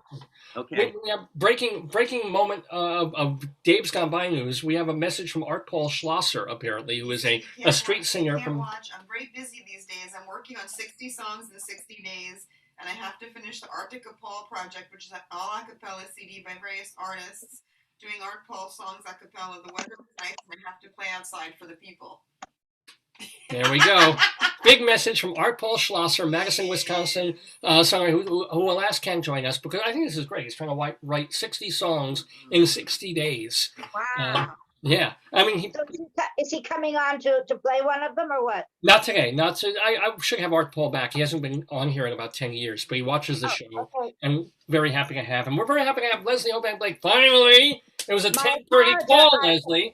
I was just gonna call and say forget about it, and then I realized I could do it by phone. Well, sorry. So Leslie, pick a number between 1 and 6. 2. Hello. Good morning. Pick another number between 1 and 6. Not 2 or 3. Not 2 or 3. Not 2 or 3. Not 2 or 3. Oh, it's 2 or 3 are gone already? They're gone.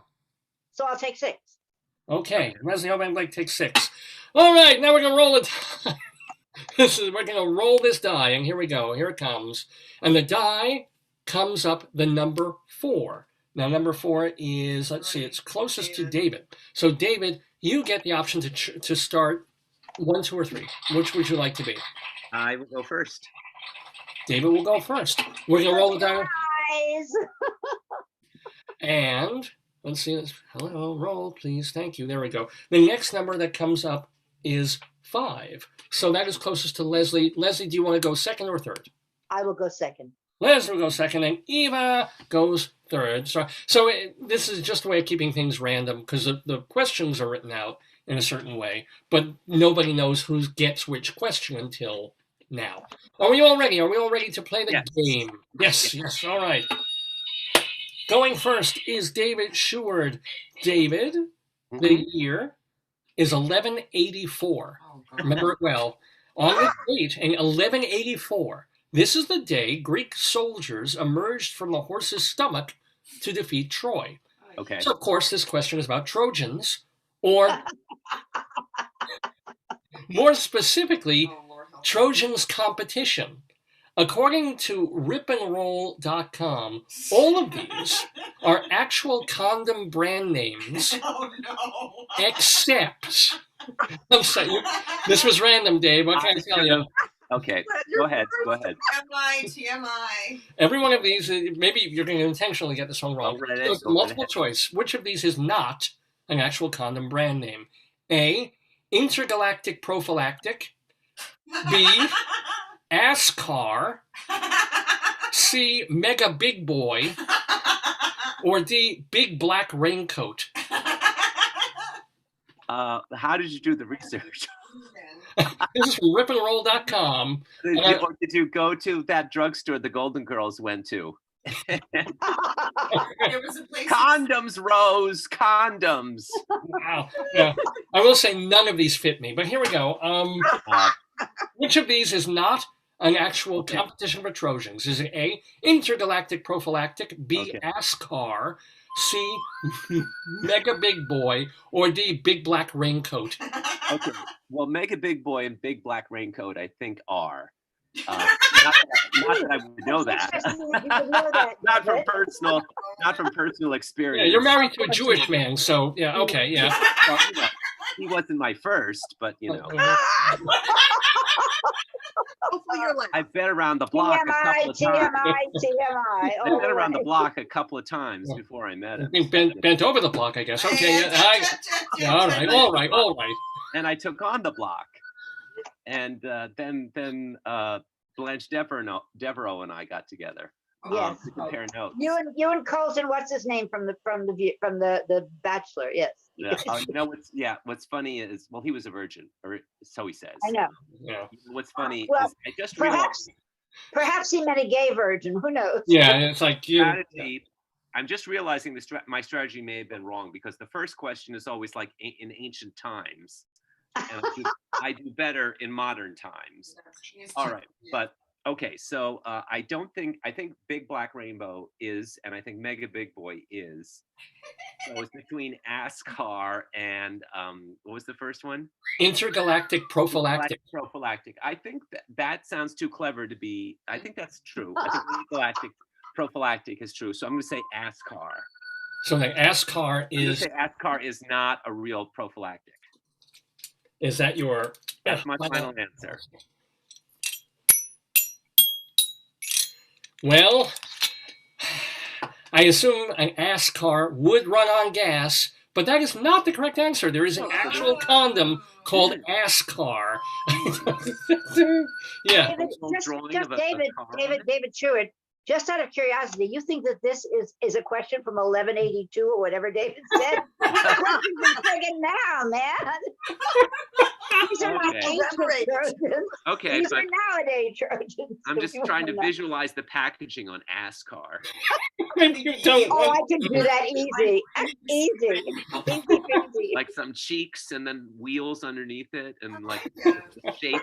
It looks like a small Volvo with a crease in the middle. or someone going like this, driving towards somebody's ass. Here I go. Or if the car is really slow and moves like a snail, then you make your ASCAR go. Oh, I get it. Joyce wrote that one. No, I just. I just said Thinking it. of that, it made me under think the of. wheels of the ASCAR, Joyce. I know. Think of the scene in Woody Allen's Everything You Always Wanted to Know About Sex, starring Louise Lasser, in which sperms were personified. Yeah. Oh, I did. Yeah. I'm saying, Louise Lasser was in that movie. So there you go. And actually, how do you get an ASCAR off the highway? Well, you off ramp. Thank you very much. I missed the punch. I bet the ASCAR always comes in the rear. Oh, okay. Makes rear entrances. Okay, so enough. So somebody else has to. Yeah, somebody else. I rolled the dice, by the way, and it came up 6. So Leslie Hoban Blake, you have. I get it automatically. All right, so I'll take the first one. I'll take the intergalactic because that's all that's left. David vouched for the other two, and frankly, I never heard of any of them. So sure, yeah. I know Trojans. That's what I know. All right, so you're going with intergalactic prophylactic is not an actual prophylactic. Sure, why not? It's George Clinton. I think it's a Clinton prophylactic. Well, that would be a galactic prophylactic. Well, I'm afraid that's a. Sorry, I just went spastic for intergalactic prophylactic, which is not the correct answer, Leslie Hoban Blake. That exists. That's real. So, Eva Heinemann, our new special guest in our Today Yesterday. I win by default. By default. Well, you have two. No, you still have to choose. Yeah. So, is it Mega Big Boy or is it Big Black Raincoat? I'm going to go with my first instinct was Mega Black Big Boy. The Mega one. I don't know why. That's where my mind Big Boy went. Raincoat. Attention, Trojan people. She just came up with a great new name. Mega Black Big Boy. Is a great name. Yeah. Mega Black Big Boy Big Raincoat. Big Boy. Yeah. Sell by the thousands, I'm sure. Put on your raincoat. So Eva, is that your answer? Is Mega Big Boy? Right. Well, I guess like a bridge game, this will have to go to a rubber match. That was not Oh my God. Big Black Raincoat. I made that one up. That is not, there is no. Big Black Raincoat. That's probably one called. David Sheward, what were you using when you thought that was the one? Actually, it was Big Black Trench Coat. I will say there is a column called Black Ice. So there is one called Black Ice, but not. Don't ask me. I don't know. Black Ice. It's soothing. Well, anyway. David, I brought this for you. Can you see it? David? Everybody, duck! That looks like a very uncomfortable prophylactic. It's porcelain. It was my mother's, and I totally forgot I had it. It was sitting on a window lid where I couldn't see it. So I brought it as a friend for your mallard. Oh, do you know what an elephant uses as a vibrator? A duck? Catherine Hepburn. You use Catherine Hepburn? Oh, Jumbo! What have I done to the? These are all very respectable theater critics at one point in their life. You set the bar super low. How do you know when two elephants have made love? How? All of your trash can liners are missing. I like that one. I do like that one. I don't think a condom called trash can liner would work. I don't think that elephants have safe sex. Joyce is saying elephants don't have safe. Well, nothing's safe with an elephant. Anything you try and do with an elephant wouldn't be safe. I was an HIV counselor for years. Elephants have jumbo sex, is what they have. Oh, okay. Aren't you glad you took off Shabbos for this, Eva? He was horrified. I'm so sorry. All right, we're going to move on to the question. I wondered about that, Eva. You're allowed to take off Shabbos to do this dumb thing that we do? Well, I didn't know it was going to go so long. I mean, that's what she said. That's why she's wearing the big black raincoat. And that's what the elephant said. Catherine Hepburn. Oh, this is good. Jumbo.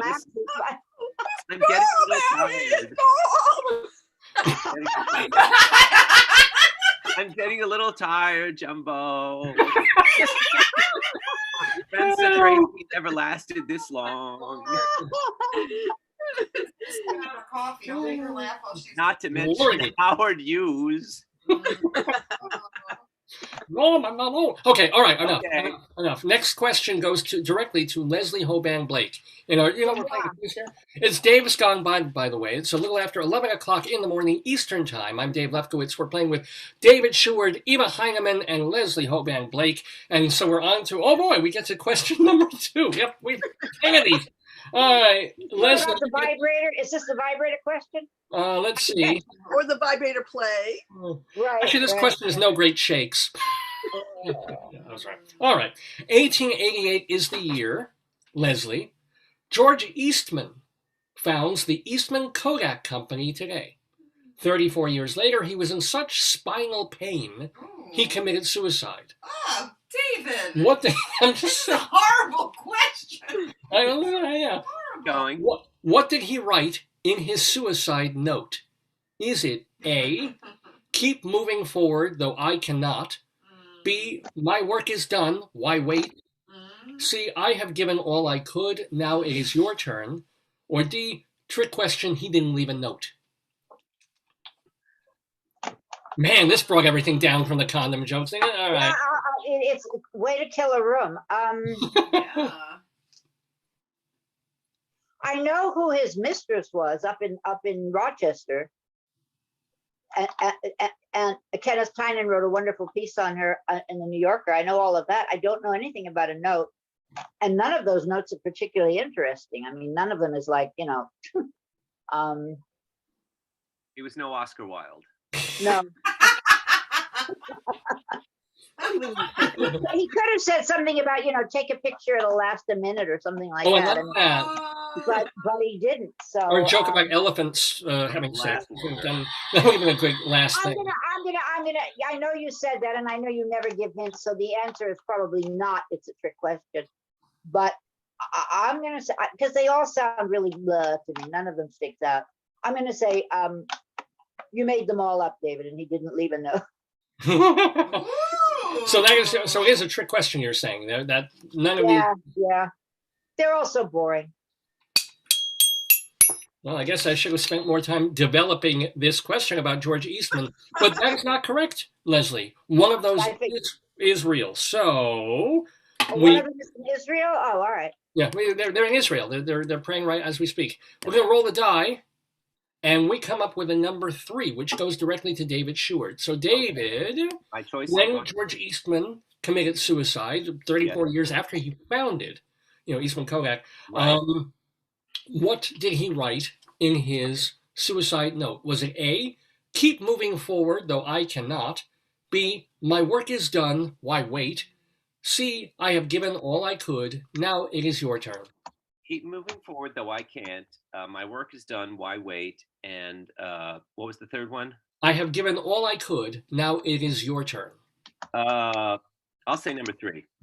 I've done all I could, now it's your turn.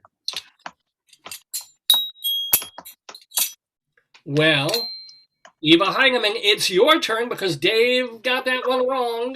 So, yeah, here let me just X that one out. David, I've never known you to miss 2 in a row. Welcome to my fun.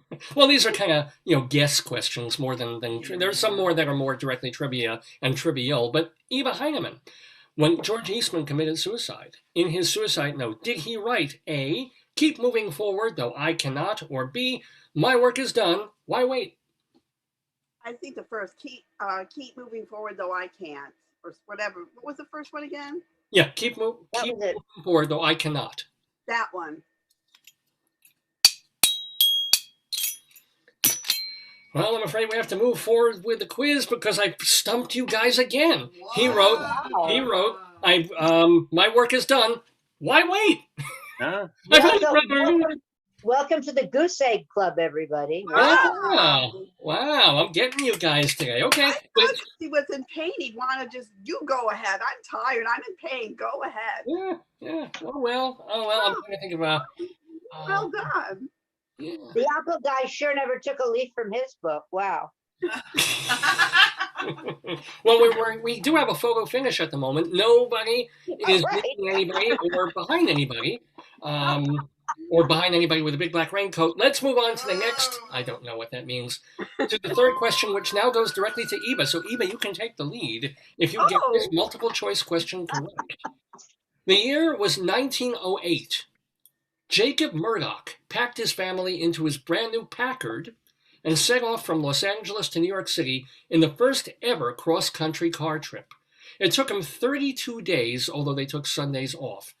And he later wrote in his book, quote, I wonder how long it will be before a real national pike extends from coast to coast and allows for easy touring without broken and disappearing trails. What did Murdoch name his book? Is it A, From Sea to Shining Sea, B, A Family Tour from Ocean to Ocean, C, 4,000 Miles from Here to There, or D, Our Journey from Home to Home? Huh. Did you give a reason why he went from LA to New York? He just wanted to do it. He packed his family, and his first time anybody ever did that. Oh, okay. So that rules out the home-to-home business. And it was 1908. Okay. Correct. Yeah.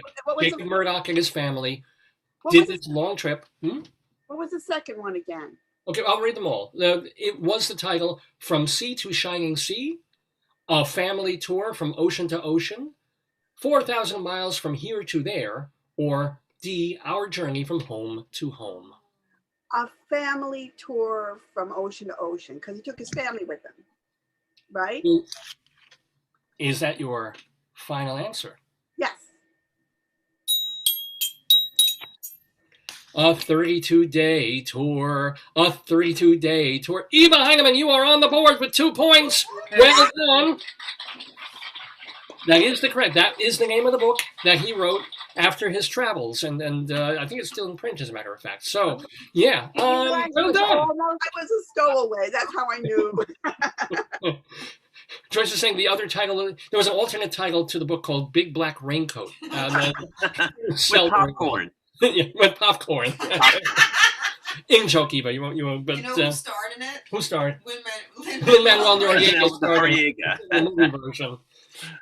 So we've gotten through round one, and Eva is leading with 2 points in our today-yesterday quiz, which just means that we start round two. And now, David, now the game is on.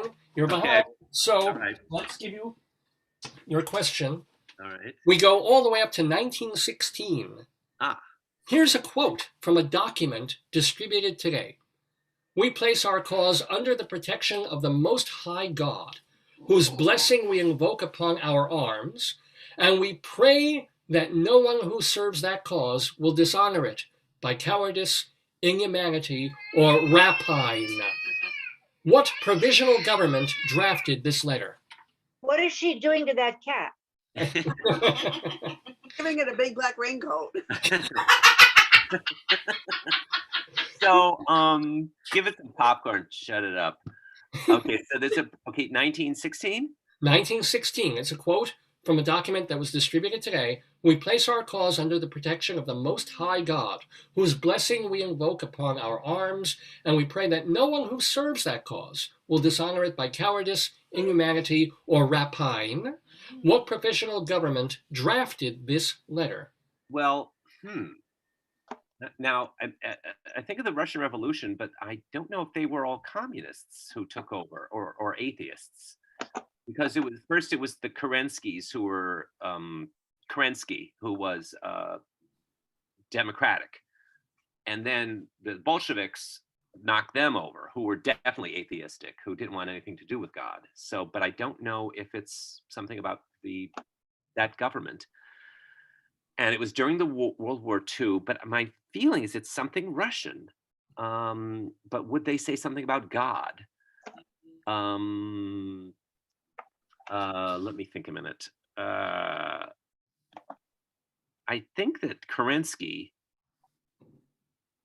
was not an atheist. And they were trying to keep down Lenin and Trotsky and all those people who were definitely atheistic.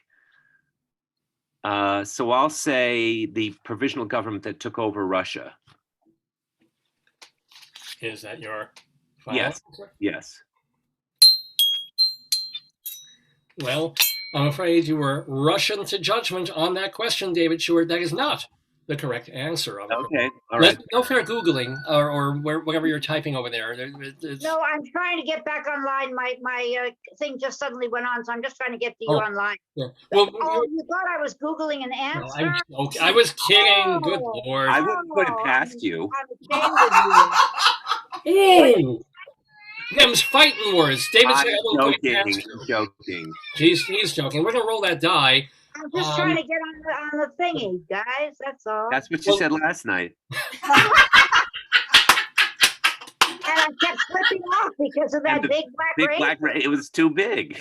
So Leslie, though, I need your attention for a moment because you get to steal. I just rolled a 6. I get to steal. You get to steal this question. Well, So the only thing I ever associate 1916 with is the Irish Rebellion, the Oh, Post Office Rebellion, the uprising. So I would assume it would be the Irish Provisional Government that was set up and lasted for almost 100 years before they got to be actually free. Before the IRA signed with. I mean, that's the other half of my background, so I know from that.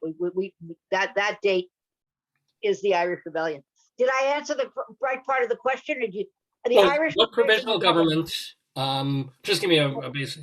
The Irish Provisional Government of 1916. Well, kiss my Blarney Stones, Leslie Hoban Blake. That is the correct answer. The Irish Republic Thank you, Grandpa. Thank you. wrote that to the people of Hoban in my Ireland. life, Leslie, right. points on the board. Well done. Well done indeed.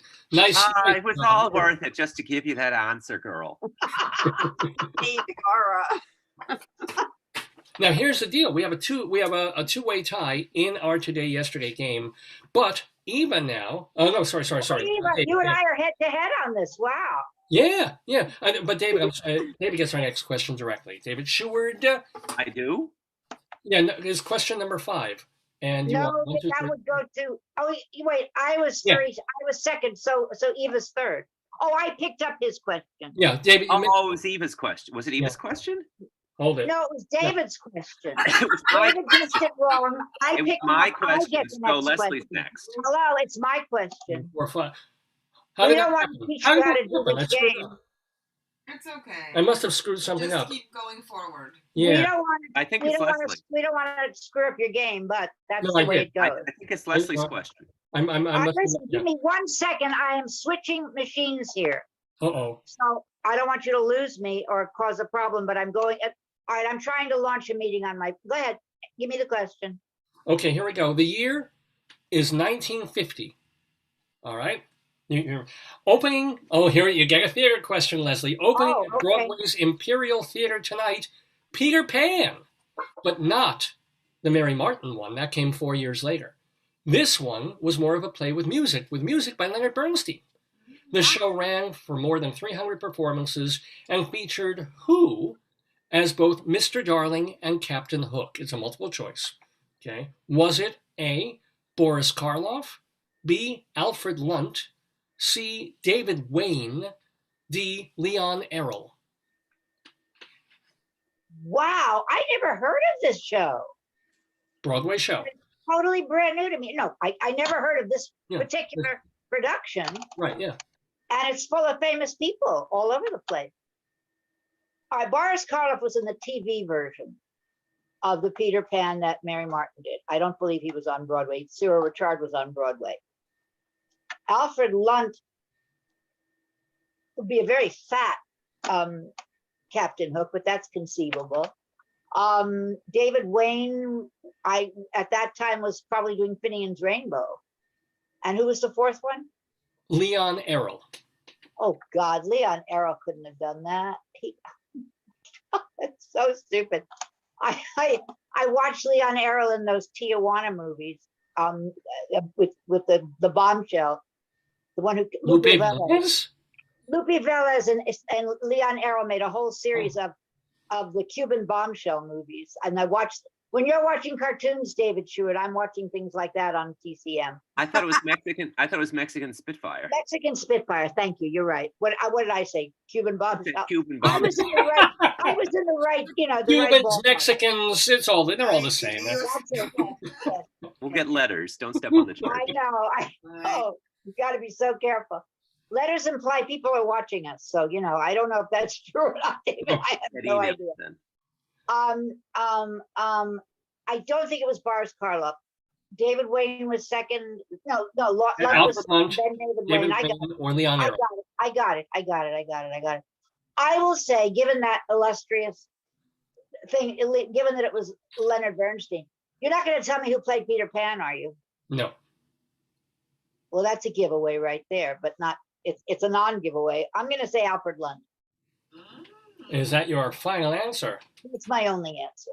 It's an interesting question. Well, wow, I can't. Hold on. You can't? Really? I don't believe it. I'm blanking on a pun here. Hold on. You're married to Lynn Fontanne, so your tan is fading. Yeah. Maybe Lynn Fontanne played Peter Pan. And then that would He would have been a bit long in the tooth. Yeah, and she might have, but it wasn't opposite Alfred Lunt. That is not the correct answer. So I'm going to roll it, and I actually don't know who played the Peter Pan there. I didn't write that down. Shame on me. But we come up with a number 3, which gives David Sheward the direct opportunity to steal this question. 1950 was the year. Peter Pan on Broadway, but not the Peter Pan we all know. Mm-hmm. However, this one did have music, some songs by Leonard Bernstein. Mm-hmm. It ran more than 300 performances. Who played both Mr. Darling? Oh, Joyce is saying it's not Lin-Manuel Noriega. Joyce is saying Hervé Villachez. Close. Was it A? What? The pan. Clap your hands, it's miracle. A. Boris Karloff, C. David Wayne, or D. Leon Errol. It was Boris Karloff. And do I get extra points if I tell you who played played Peter Pan? No extra points, but I really like to know. Who was it? It was Jean Arthur. I Jean knew Arthur. it. Knew it. The Arthur? Jean Arthur. Jean Arthur. Yep. Jean Arthur. Yeah, wow. Yeah, so That was Boris Karloff. I thought since he did the TV show, he didn't do that. No, Cyril, good Joyce, charge the TV let me one. in, please. I'm waiting in the lobby and then I can get off my phone. wait. Wait. You answer your question. So yeah, if you need to. Okay, so so I said Boris Karloff. Congratulations. Hold on, I'm making Leslie Hoban Blake in a different window. Yeah, I was like hoping he'd go to me because it's like, oh, I actually know this one. I had no idea. I had never heard of it. Okay, I bye, don't Leslie. know that. Oh, this is frightening now. There I am. Now we have to Bam, eliminate. bam, bam, bam, bam, bam. It's dueling Leslie's. Bam, bam, bam, bam, bam, bam, bam. Now I can't get there. Okay. All right, we have to remove one of you. There we go. Hello, guys. Wow, I'm the same size as everybody So else. much better. Yes. Now you're I the was same just size and you need little that thing thing on my back. phone, you know? Okay. All right. So So we have a Hello. three-way tie, by the way. I was just picturing Beatrice Arthur as Peter Pan. I'm happy. Oh, I see Beatrice Arthur as Captain Hook and Mr. Darling. That would have been a great. Actually, would've been I great. can see that. I see her as Wendy. No. Pick up this room. Sherman Hemsley is Tinkerbell, maybe. That would be excellent. No, anyway, here we go. We have First casting. three-way tie, but Eva can break the tie if she gets this next question correct in our Today Yesterday quiz. You ready, Eva? Oh, please be a theater question. This one is also a multiple choice, but it's not a theater question. The year was 1953. Receiving the most noble order of the Garter today is Winston Churchill, as he received knighthood from Queen Elizabeth II. Which of these is not true about Winston Churchill and New York? Is it A, he was once hit by a car when crossing Fifth Avenue? B, New York has a number 10 Downing Street and it sits across from Winston Churchill Square? C, the Winston Churchill cinquefoil is a name for a flower that is also called the New York cinquefoil? Or D, Winston Churchill's mother was born in Brooklyn, New York? Oh, well, I know the fourth one is correct. That I know. So we're going for not true. Huh. Yeah. Which of these is not true? None of them That's winning. sound true to me. Repeat them, please. I would be happy to, yes. So which of these is not true about Winston Churchill and New York? Is it A, he was once hit by a car when crossing Fifth Avenue? B, New York has a number 10 Downing Street and is across from Winston Churchill Square? C, the Winston Churchill cinquefoil is a name for a flower that is also called the New York cinquefoil. I'm going to go with the 10 Downing Street because I know there's a Downing Street, but I don't think there's a Winston Churchill Square. So I think that's not true. Is that your final answer? Yeah. Well, I know it's... Cynthia, Oh, hold on. Cynthia Chu just wrote it in the car. Oh, No, okay. we have our, this is fantastic. People are playing at home and Yes. guessing. Yes. But here's the deal. Right. Yeah. That was not the correct answer, Eva. So there is a number 10 Downing Street, and there is. I lived across the street from it for a while. Oh, Down on Sixth Avenue. It's where Sixth Avenue hits Houston Street. Yeah, I passed by it. It's right off Houston. But I don't remember there being. And there's just a little planting thing. It's not even a square. It's more like a triangle. it's like a bench, a little curve. Yeah. Oh, I was thinking of a giant square thing. No. It's basically they planted the little divider that they put, so that people could. That tiny thing is called Winston Churchill Square? Yeah. Well, somebody thought it was a cute idea because of 10 Downing Street, Oh, I knew of the triangle thing. I just didn't know what it was called. Oh, okay. Yeah. And then there's a hut near it, and it's called the Thatcher. I don't. Oh. I don't know. Go ahead, Dave. David Sheward, it's your turn. Buddy. Thank you. Leslie, you get the next. You get to steal that question because. Well, I get to steal it. Well, we know that there is a number 10. I agree with Eva that his mother was born in New York, but I'm not sure she was born in Brooklyn. she was, I, I think she was. Okay, yeah, no. All right, I think you're right. Okay, so what are the other two that are left if it's not Brooklyn and 10 Well, Downing? The three choices We are got hit three by a remaining choices. car and Hit by a car, Fifth and Avenue. there's a rose, is it? Is it a rose? It's a cinquefoil. Is the name for a flower that is also called the New York cinquefoil, or Churchill's mother was born in Brooklyn, New York. Gesundheit thing. God bless you. I mean, I've seen dozens of things on Winston Churchill, and we see the mother and all of that. But I can't remember whether she was well-to-do or poor. If she was poor, I would say she came from Brooklyn. If she was well-to-do, I would think she came from like Fifth Avenue. You've got to, look at that. I love it. Oh, well, I have this one today. What can I say? I brought this in honor of David. I love that thing you have, Eva. That's one of those ugly things, right? I love them. Okay, let me just put my mind on this question. I'm going to say he was hit by a car, not badly. Maybe that's why he carried a cane. He was hit by a car. But you're saying it's not true. Oh, right. I've forgotten whether they were. Thank you, David. I forgot whether they were true or What's not true. not true? Okay, I'll say he wasn't hit by a car. Thank you, David. I'm going to keep the same answer. Well, I'm afraid you're not going out with a bang on that one, Leslie Hoban Blake. He was indeed hit by a car. So we have a steal opportunity here for David Sheward.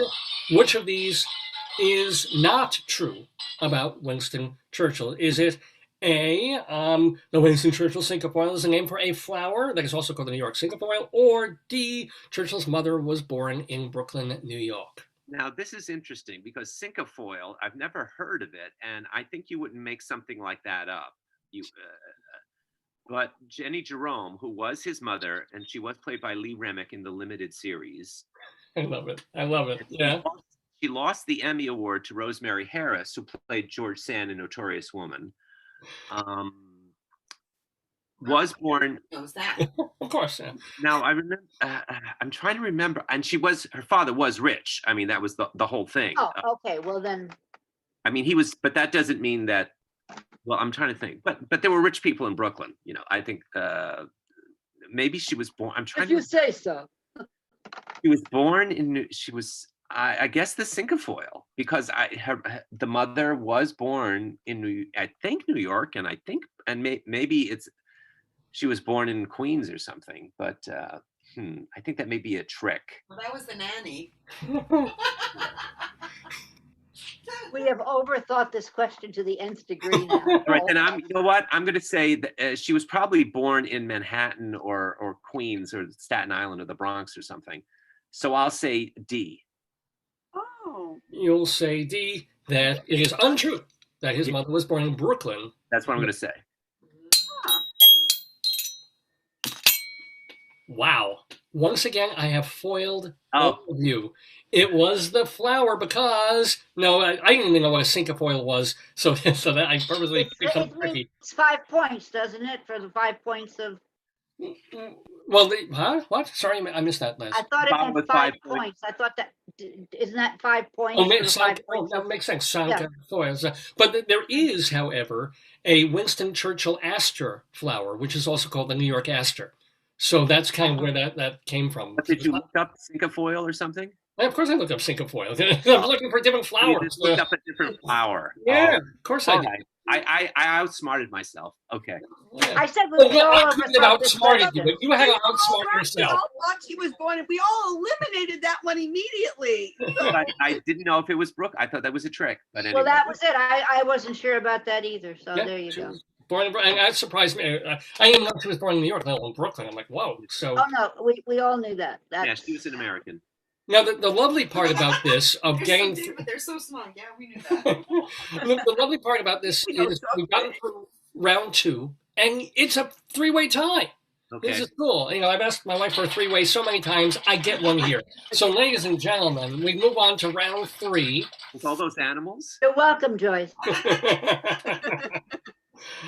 Let us let us move on to it's literally anybody's Okay, game now. This all is right. a tough one too. So here Okay. we go. We're going to start with our seventh question goes directly to David Sheward. Okay. So David, the year was wow, how did this one get out of order? The year was 1905.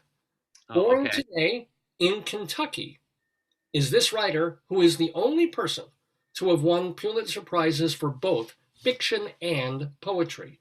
His best-known book tells of a governor named Willie Stark. Oh, 1 point, name the book, and for the second point, its author. All the King's Men and Robert Penn Warren. Is that your final answer? Yes. You are indeed royalty, David Sheward. Some of them are easy, some of them are. That's all. Your average person wouldn't find that one easy, but of course you did, David Sheward. It was Robert Penn Warren and All the King's Men, the book that won the Pulitzer for him. And then he won Pulitzer for poetry as well, twice, I think. So, yeah, well done. Thank you. Oh, and I should I was going to do my Margaret Thatcher imitation, but never mind. You sure? Respond, Mr. Lefkowitz, I find your characterization of me as a hot, quite offensive, and I shall see that the British government and Her Majesty will take appropriate action against such an egregious offense. Crazy thing is, David, that sounds like your spam lady with an upper class education. How dare you compare me to Well, you can make it a class action suit if you want to. It's okay, Liz. It's okay, Liz. I hate that so much. vulgar display. All right, anyway. Anyway, we have David Sheward. Big shock. David Sheward is in the lead with 4 points. Both Eva and Leslie have 2 points each, but you guys can catch up. And Leslie, you get the next question directly. Are you ready, Leslie? Yeah. Born today in Connecticut, and forgive me for not writing down the year. Man, I was tired when I was doing these. But born today on April 24th in Connecticut is singer-songwriter Rob Heinemann. He and another nice Jewish boy, Eric Bazilian, formed a pop band whose albums included 1985's multi-platinum selling Nervous Night and 1987's One Way Home. Name that band. Never heard of those albums, which reminds me, we can't play trivia this time. In my building, it's a song night. I would die from this. It would not work. It's a name that tune night. I can't handle it. I don't know what year they pick. All right, let me go back to this. The year, by the way, was 1950. 1950. Born today. Oh, okay. In Connecticut is singer-songwriter Rob Heinemann. He and another nice Jewish boy, Eric Bazilian, formed a pop band whose albums include 1985's multi-platinum selling Nervous Night and 1987's One Way Home. Name that band. Three Dog Night. Is that your final answer? Sure, I literally pulled that out of my ear. I wanted to point to where I pulled it from so you wouldn't get the wrong of course. end of the body. Yes, I know you, David. Well, then you know that I'm barking mad because that is not the correct answer. It is not Three Dog Night. So we have a steal opportunity, and I can see blank looks on our two other, but we're going to try this. We're going to give it a whirl. We come up with a number 6, which is Leslie directly, but closer to David. So, David, Okay. Do you want to steal this question if you can? I'll give it a whirl. Rob So it's Heinemann and Rob Heinemann and Eric Bazilian. Yes, formed a pop band whose albums included 1985's multi-platinum Nervous Night and 1987's One Way Home. Name that. I said in the 80s, I was listening to the radio, so I should at least have some idea. 1985, and what was the other one, 87? Yes. All right, I was listening to the radio, so I should know. Let me think.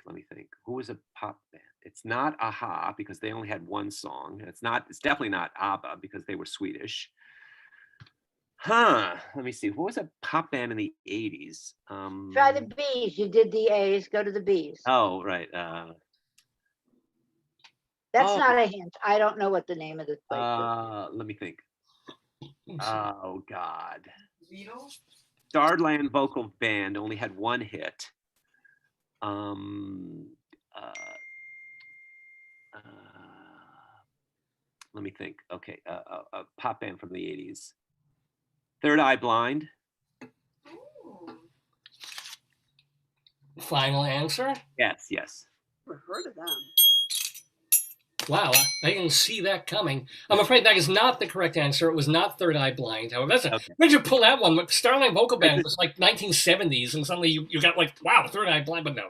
So, Eva Heinemann, your complete guess and stab at this question? I'll guess, but I just want to say something about Three Dog Night. I knew immediately you were wrong because one of the members is from my hometown of Dunkirk, New York. So I'm like, and I didn't know about that. And I was like, oh my God, I had no idea because I had come from a small town. Eva, I was going with the number in one song and the word night in the other song. That's all that came to me. It had nothing to do with reality at all. I know, but that kind of was like, oh, how cool. Okay, come on, Eva, for the girls team. Come on, come on. No, I don't Give know us at an all. answer. So the only thing that popped in my head was Milli Vanilli. So I'm just going to go with Milli Vanilli. Milli Vanilli. I know it's wrong. It's a very flavorful answer, but I'm afraid, Eva, all of you guys, stumped you guys again. Yeah. And I would not have gotten that. I was not a fan or anything like that. But I hope you don't feel like boobs by getting this one wrong. Boobs? The bosoms? Third Breast Blind? No. No. Free breast night? Maybe we should wing it because this place has breasts and wings. Hooters. I don't know. Hooters. Who said that? I did, but it can't, I said Hooters. Yeah, it was the Hooters. Hooters was the band. Yep. There's a band called Hooters? Really? Yes, of course there was a band called the Hooters. I've never heard of them. Really? Neither did I. It's just when he kept saying breast. I What thought was their maybe big Free hit? breast What was their night, hit but nobody song? heard me I say know. I it. heard that now. Yeah. What's their hit song? I don't know. I was not a Hooters fan, but they were huge. They were for a couple of years. I am They were huge. The Hooters were huge. Thank you, good, Dave. that's the good kind. Hey, don't knock her in if you haven't tried it. That's what I say. But I'm not going to milk these jokes anymore. I promise. Oh. Yeah, gonna have to send you to a nursing home. I can see when I make jokes about Hooters, you're owling with laughter. But all right, enough. Come on, that was cute. All right, here we go. We have one more question though with David. Yeah. Thanks for the memories. No, and as Joyce reminds me, thanks for the memories. But now, ladies and gentlemen, we have one more question in round The 3. rest of these questions. Yeah, it's tough. Oh, It's the really tough. questions are better than the answers. The fun we have. He does great questions, usually. Usually, Also, thank you guys know more about the topic than I do good ones about suicide notes. All right, here we go. This last question goes to Eva. So, Eva, you have a chance to tie David for the lead. Or if you miss this question and Leslie gets it, Leslie has a chance. So we've got a whole big open field here. But, Eva, this question... We're all trying to beat you, David. That's what every she said week it's like that. Help me, Three Dog Night. Help me. All right, here we go. The year, speaking of music, 1989. The Commonwealth of Massachusetts declared April 24th, 1989, New Kids on the Block Day. Lord have mercy. I know you're a big fan, so you know that over the years, this boy band has had 2 pairs of brothers in the group. Oh, I know that. For 1 point each, what are the 2 last names of the 2 pairs of brothers? Yeah. Oh, God, I'm blanking Okay. out. Oh, Wahlberg.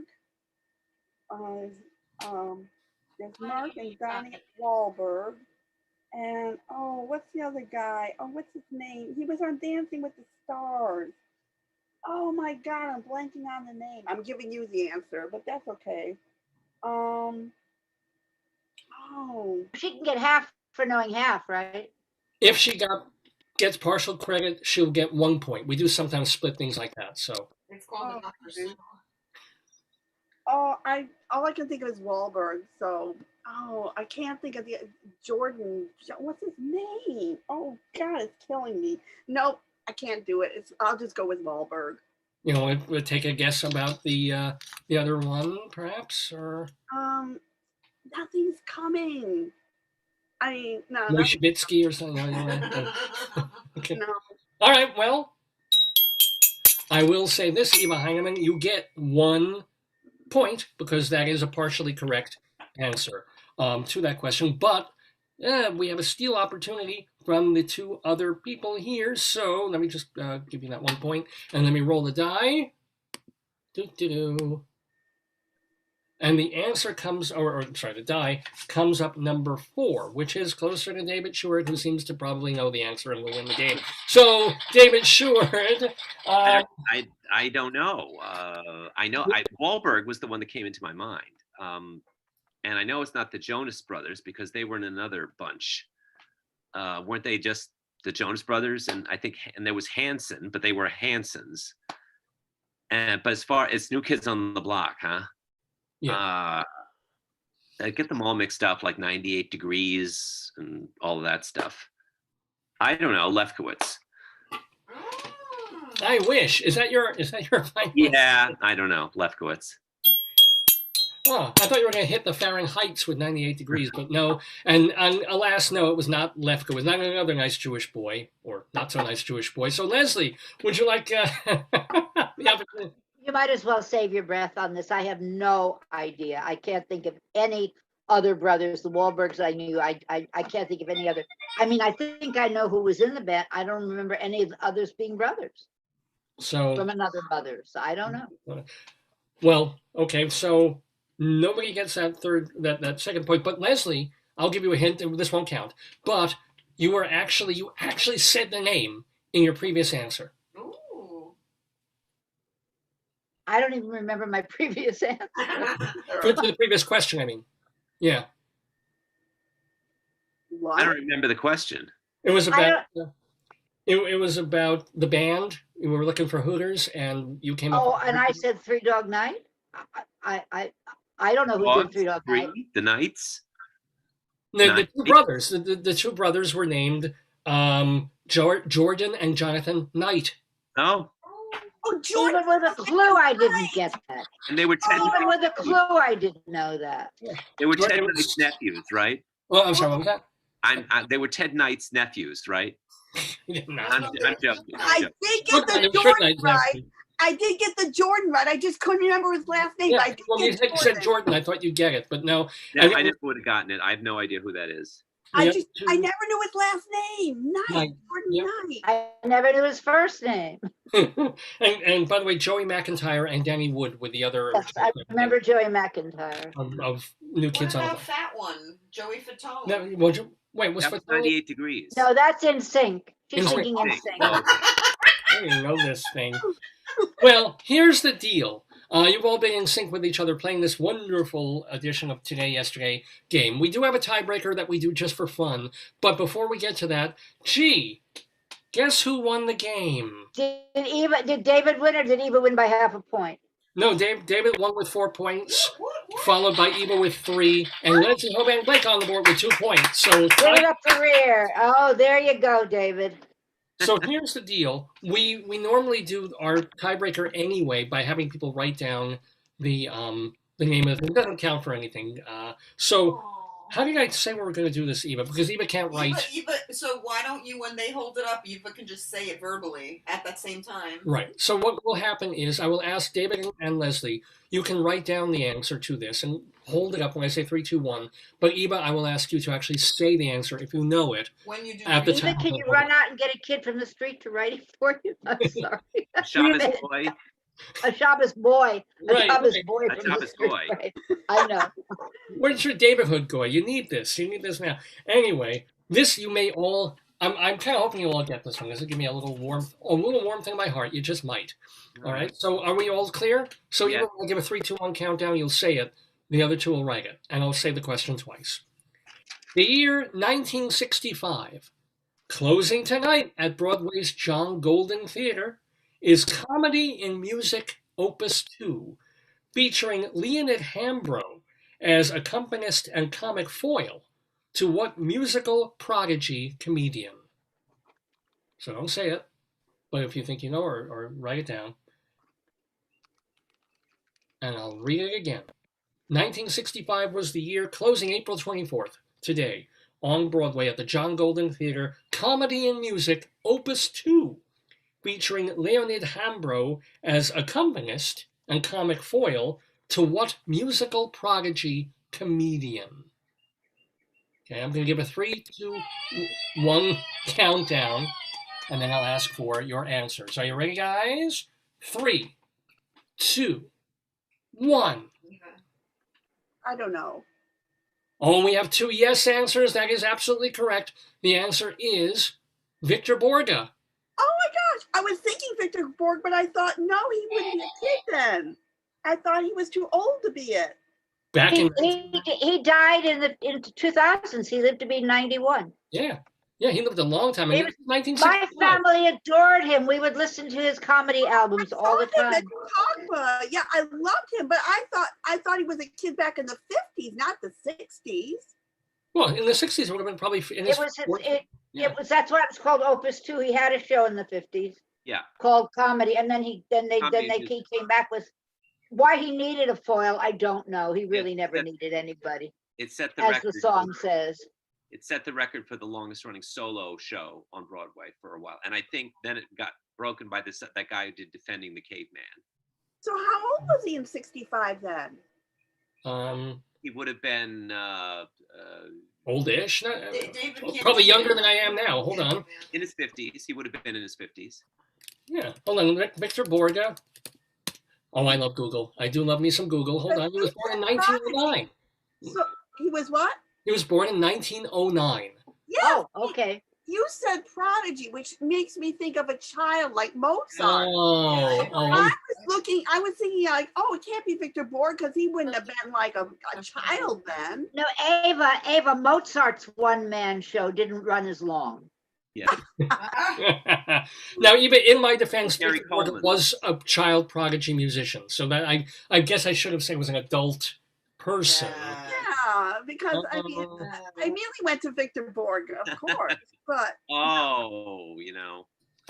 So do people stop being prodigies when they reach a certain age? They're like, you know, not anymore. You just call them musicians. I don't know. Yeah, it's like 18, like adulthood. yeah. Oh, man. I So don't you know. never, yeah. So But like, you always mention that they were prodigies. Glenn Gould was always Right. listed as a prodigy, even though he died at 32 and played forever, you know. he's still humming. You can still hear him humming in his casket, like. Anywho, It's crazy. this has been so much fun. Let me first of all thank our returning but new guest to our Today Yesterday quiz, Eva Heinemann. Did you have fun, Eva? Did you have a good time? Yes, in fact, I'll skip temple for this any day of the week. Whoa. You So can let me only ask skip you- it on Shabbos again, not any day of the week. That's a good joke, Eva. That's a good joke. Oh, and can I plug High Drama? Yes. Because it's on this afternoon at 1:30 on MNN. I mean, you can see it on YouTube, Eva Heinemann. But I talked to Crystal Field, and she was so interesting. We're going to have it on our next show, May 8th as well, because, I mean, she is theater history. So Yes, she's absolutely living history. She's just not a very nice. Never mind. Hold on. well, I disagree. I adore her. I mean, I always say, Don't forget that I was also an actress and a director in my lifetime. So I had other dealings with her. Oh, I had other dealings with her than as a writer interviewer. So it's okay. Did you want to share, Leslie? I'm curious now. Can Nope. Enough said. She's going She's to be still on the show. alive. She is living. She Yeah. is theater history. I have tales to tell about La Mama as well, but I won't do it. One Oh, my. person's, you know. Well, no, I another mean, person's you poison. know, if you, Exactly. next time if you log on lovely to time, meet you, Leslie. Mo. Well, Leslie, if next week you're on time, we'll make time to tell a horrible Ellen Stewart La Mama story then, because she's Oh, dead. I have She's gone. I have a wonderful, horrible Ellen Stewart story. I'd be happy to tell if you remember. Next Saturday. This will force you to log on time and be with us. Well, I watch your show. I tape your show on Saturdays, just so you know. Oh, because Oh, wow. Thank You you. can tape our show. You can tape our show on Thursdays if you like. When is your show? Are you in town? Every other Thursday at 10, Well, Okay. and on YouTube. So every other I don't want to get our home viewers confused. So Eva's show called High Drama, My drama.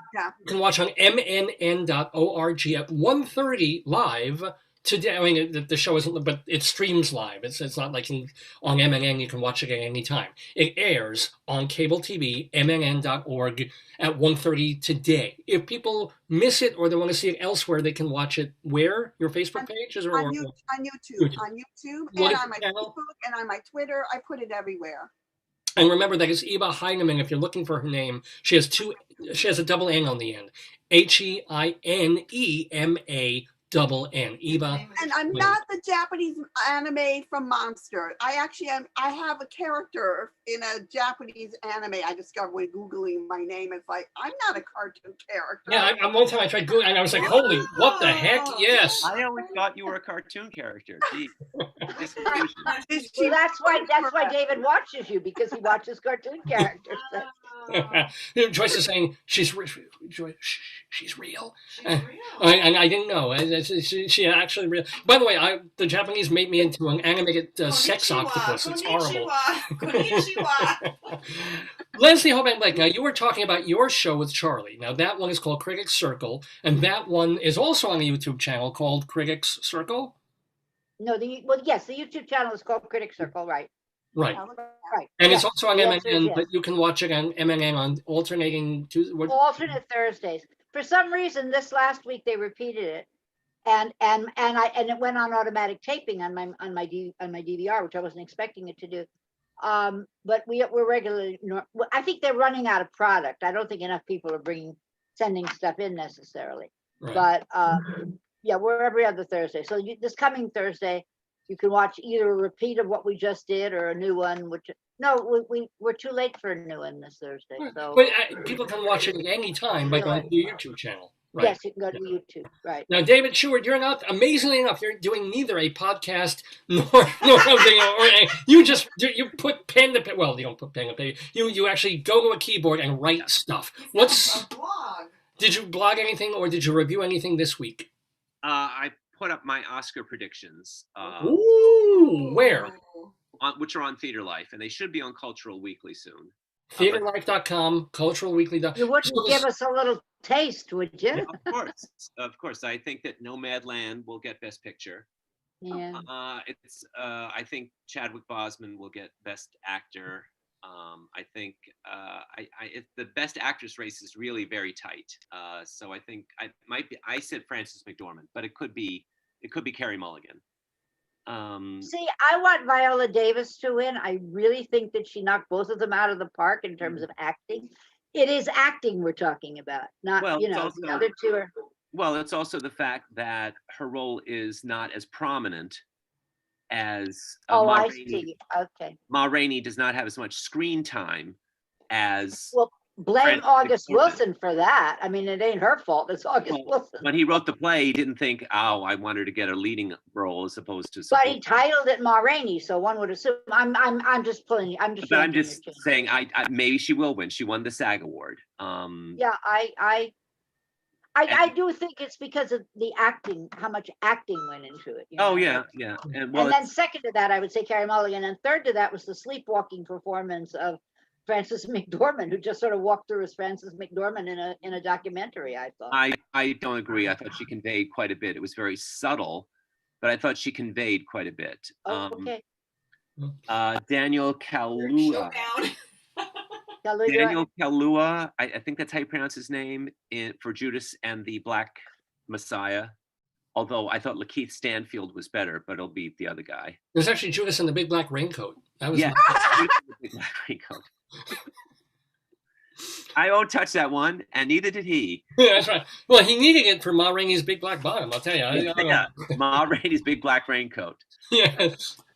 I want you to, I'm thinking the lyrics already. I want a black raincoat to cover my head. And supporting actress, it's between Glenn Close and Yoon Jun Yoon. I think that's how you pronounce it. Doesn't she run Korea? Oh, we're being so incorrect here. What did you say? Doesn't she run Korea? I mean, she's Korean. She's from Korea. Okay. Just those names are like, So it's Glenn Close's eighth try. Wow.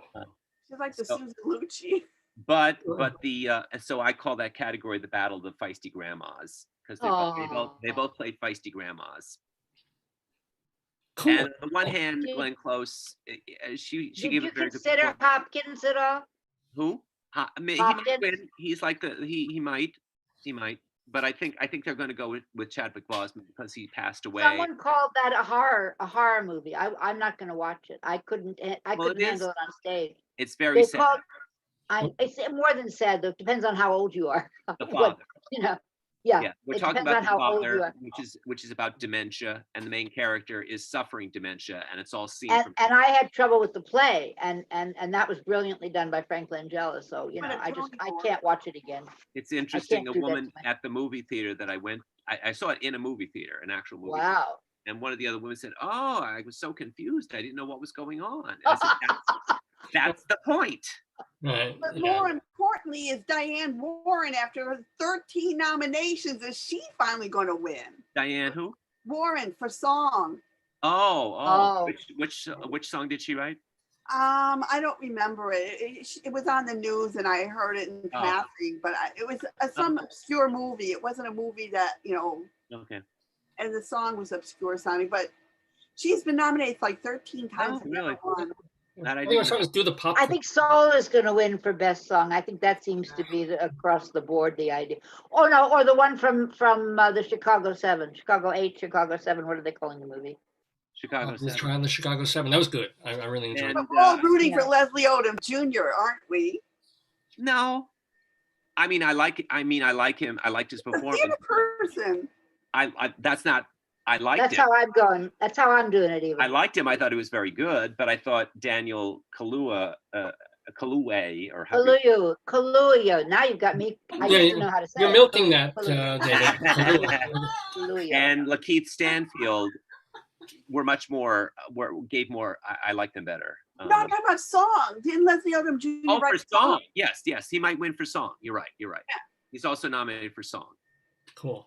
Well, I am singing the praises of our guests here in the Daverhood, playing our Today-Yesterday game. I'll remind you one more time, they're David Sheward, Leslie Hoban Blake, Eva Heinemann. Delightful to have you here. Good, happy Saturday. Yes, yes. Eva, before you go, honey, how's Alfie doing? He's fine. He's there with you? Okay. Oh, you woke He's up. there with you. I know he's safe. Okay. Alfie, come on the camera. Alfie, come on. They want to say hi to you. Just poke your head in quickly. Yeah.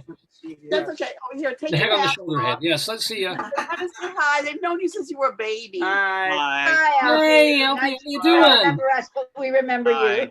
Hi. Are you a Sherpa? What the hell is on your back there? What's going on there? The backpack. I just went to CVS, so I picked up some stuff. Oh, good. Well, it's good to see you, man. I remember Eva brought Alfie to a panel, and Linda Lavin said, "Oh, a cute baby." Wow. And this was just 2 Oh, weeks you know ago. who I saw on the street wearing masks yesterday? Linda I Lavin. was on the east side walking up on First Avenue near the UN, and I saw Lida Snow and her husband. Oh, yeah. Yes. No, my God, that's a blast from. And I didn't recognize her because I never knew her, but I dated him, so I Oh, I recognized him. Lou Sapersky, he used to write for the New York Post. And it was so funny because I didn't want to say hello. You know, normally you go, "Oh, I recognize you." And I was like, no, don't say anything. Don't say anything. So I walked on Well, by. because you had dated her husband. It's a long story. She was never very nice to me the few times that I met her. So I didn't, Oh. what would be the point of going, "Oh, hi, hello." And then she goes, "Who are you?" And I Crystal didn't. Field. I think it's you, Leslie. how many enemies do you Think have, it's me. Leslie? Yeah, I'm the common denominator. It's All true. these people I'm the are not common nice to you. denominator. I think there's something. Leslie Hoban Blake used to have screaming fights with Mr. Rogers. It's amazing. It's true. And the things he said to me, the Oh, things that yeah. came out of that man's mouth, you wouldn't believe. And then you never got over that battle with Mother Teresa, really. Oh, and you won't even go about Tom Hanks. She had nails. Do you know what I mean? That woman had nails. She could really get into it. On that lovely note, guys, I've got to do more of the show, but it's so good to see you. David and Leslie, I'll see you next week. I'll let you know whether it's 10:30, 10:45, Okay. but looking forward to it. Have a wonderful week. Have a wonderful weekend. Thank you so Okay. much. Viewers, don't go away. I've got to remove some people here from the Daverhood for a moment. I'm not going to report him. I'm just going to remove him. I'm going to remove Leslie. Same thing. and don't report. And Eva, great to see you. Good Shabbos to you. So much fun. Bye. And I'm still here. I'm not removing myself from it because we have more to do on Dave's Gone By. It is literally noon Eastern Time here on this April 24th, 2021. This is our 795th edition of the Dave's Gone By Facebookio, Podcastio, Programmio of the stream. With me, Dave Lefkowitz, my wonderful, amazing wife, Joyce, who's been making all these. I hope you can hear the jokes that are coming through, and the noises too, because they add so much to the broadcast. So, what else is going to be on this broadcast? We have a bit more to do. We've got our Colorado Limerick of the Damned, Greeley Crimes and Old Times, but since we just talked to a bunch of theater people and theater critics, let's go inside Broad. If I could just find it. Oh, come on. Where's our Inside Broadway theme? Here it is.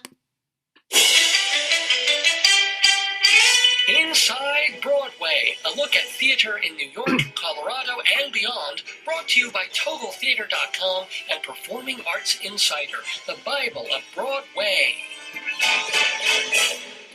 Doodly-doo. Yes, Inside Broadway we go. We do this pretty much every week, just because I'm a theater critic, a theater writer, a playwright, an actor. So I love the theater, and I love to share that with you, because you can hear about movies and music. I just sat in wet. Everywhere. Joyce just said I spilled water and I just sat in it. Yeah, you probably should have started with I just spilled water and I just sat in wet, as opposed to starting with I just sat in wet. But we are dipping into Inside Broadway, and we just have a couple of items this week. It's been surprisingly quiet when you consider that there's a lot going on behind the scenes now to reopen Broadway in the fall. Technically, shows can open or stuff can get going May 30th, and that looks like it's becoming a harder and harder date. You know, early on, people were like, oh, they'll just move that again, and it'll be October, or it'll be 2022. But with so many people getting vaccinated and, the world moving forward, as it were, and people figuring out how to be distanced and how to do air vac filters and what have you, we might be seeing some real Broadway with stuff going on backstage as of late May, and then right into an actual something of a modified fall season.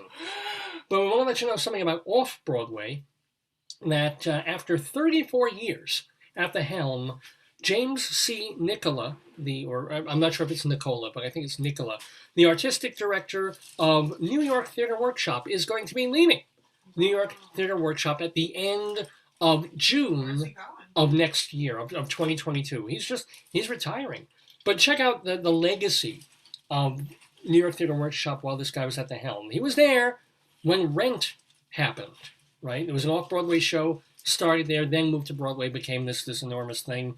Once, the musical version of that, Slave Play, which was the big play of last year on Broadway, What the Constitution Means to Me, Heidi Schreck's show, that started just as like a little off-Broadway show. They did it at New York Theater Workshop, and it made the move uptown. The theater also forged alliances with such theater companies as Elevator Repair Service and The Usual Suspects, and was home to some people who were doing some pretty interesting stuff, from writers and directors like Ivo Van Hove, Dale Orlando Smith, Claudia Scheer, and Paul Rudnick all did a couple of shows there. So there's an open search. New York Theater Workshop is now searching for a new artistic director. If you know anybody, give them a buzz, because it's going to be an interesting time. What? Can you do it? It's a lot of fundraising, and a lot of... That's hard work. Yeah. I don't know. Part of me has always wanted to be an artistic director of a theater, and part of me realizes that temperamentally I don't know if I'm particularly suited to choosing plays. Is it really fundraising? It's just fundraising. A lot of it. Yeah, it's hard. So that's like, and schmoozing and rubber chicken dinners and yeah. And then of course, developing shows, fantastic. But I don't know. Anyway, if you are interested in that position, you probably should memorize this journal every single month. It's Performing Arts Insider, the Bible of Broadway, since 1944. This is where people in the entertainment industry turn to find out about every single show on, off, and off Broadway. For example, we just turn to the second page and look at all the information on just one page of Performing Arts Insider. All the shows that were about to open in last season and then closed before COVID, shows that were playing and then had to go on hiatus, shows that weren't even set to open for a year or two but are planning on Broadway. It's all here, just on this page, along with a little handy map of the Broadway Theater District. We move on to the next page. There's Broadway theaters and their tenants. So in other words... Did you realize it's noon? Yeah, I announced it. It's noon Eastern time here in the Daverhood. It's 12:05 now. We've got every single theater on Broadway, how many seats it has, who owns it, and what shows are playing in them. All the press agents, the people who promote the shows. How do you get in touch with the actors, directors, designers on Broadway shows? You go through these people first. And then calendar listings of shows as they start to open. Notice that that Off-Broadway already has a couple of shows that have started and are playing in person. If you want a list of that day by day, we have that, and plus, of course, our comprehensive guides to every single show. Look at all the information about all the producers and their contact info, the writers, directors, designers, choreographers, a plot synopsis. You won't find this information really anywhere else for Broadway, off and off-Broadway. It's only in the pages of Performing Arts Insider. So go to performingartsinsider.com to find out how you can subscribe. You can either go for the full year hard copy, 12 times a year in your mailbox, or you can save a little money and save some trees by getting the PDF version emailed to you. Either way, we are the Bible of Broadway. And speaking of Broadway, we do have to say farewell to one more person. James C. Nicola of New York Theater Workshop. He's fine. He's just retiring. But we did lose a composer, a songwriter this past week, someone who actually grew up where I am right now, Hewlett, New York, Jim Steinman. He actually went to my high school, 73 years old, and he died this past week. He had a stroke a few years back, so he wasn't in the best of shape. Best known, really, in the pop music field, he wrote the songs on Meat Loaf's bazillion-selling album, Bag Out of Hell. Wow. And he also worked a lot on Bag Out of Hell 2, although he didn't really work on Bag Out of Hell 3. He was at Amherst, and he was really a musical theater kid. He wrote a musical that almost made it to the public theater, but he did write music for off-Broadway, including shows like Kid Champion and The Confidence Man. He wrote the lyrics for the Andrew Lloyd Webber musical Whistle Down the Wind, which never made it to New York but did play in the West End. And yes, most notoriously, he wrote the score for a musical called Dance of the Vampires, which, yes, it was a Broadway musical that was adapted from a Roman Polanski vampire farce comedy called Dance of the Vampires. I don't know. I kind of thought it was fun. It was bad, but it was a fun kind of bad with Michael Crawford as the lead vampire. Go figure. Anyway, the show got absolutely eviscerated on Broadway, but he did write it. He did write Dance of the Vampires and the stage version of Bag Out of Hell, which I saw a couple of years ago, and had some interesting stuff in it.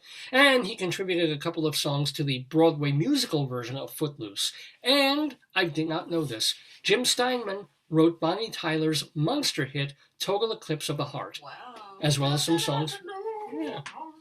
Talented guy. And so, alas, we lost Jim Steinman from pop music and from Broadway this past week. So we give a tip of the hat, and I'm sure that he would have said, "Ain't Broadway grand?" Oops, hold on. It's the famous gay white way, where the night is bright as day. Boom, boom, boom. Ain't Broadway grand? Yes, it is. Yes, it is. It's not just a thoroughfare, it's a tingle in the air. Woo! Ain't Broadway grand? It's excitement, it's romance, it's all fun and song and dance. This wonderland, you can be a millionaire quicker here than anywhere. Ain't Broadway grand? Yes, it is, ladies and gentlemen, and it's grand to do this program. Dave's Gone By every Saturday from 9 until noon or thereabouts. We're in the thereabouts portion of our program because we still have a bit more to do on this episode of the show, our 795th. Han, I'm going to ask, are you ready with your noise machines? Are you ready with your laughter? What are we doing? We are doing, because, we do love Colorado. And we do read the Greeley Tribune newspaper, which every week puts in 2 columns about life in northern Colorado. We call this Greeley Crimes and Old Times.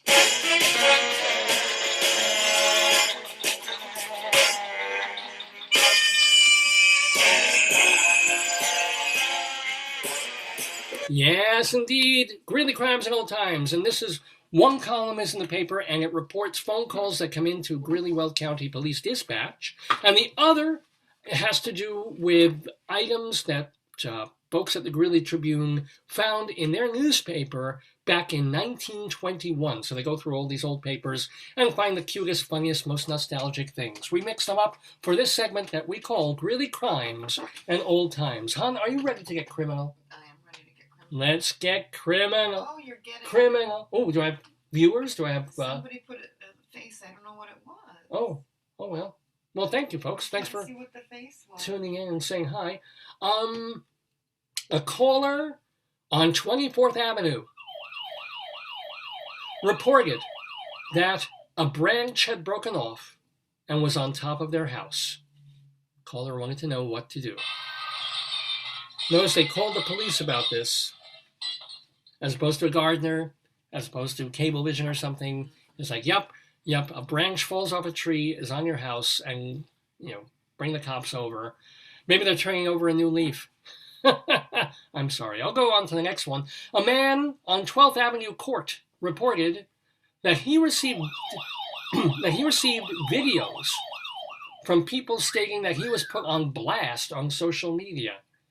The man had questions about defamation. Have you ever been put on blast? Oh, yeah. Really? I don't do anything that's that interesting. Let's be real. Yeah. How about this one? A woman on 9th Street reported that her neighbors were messing with her TV. People can't even do that anymore. It's sort of like back in the old days, you could say, they were throwing things on my antenna.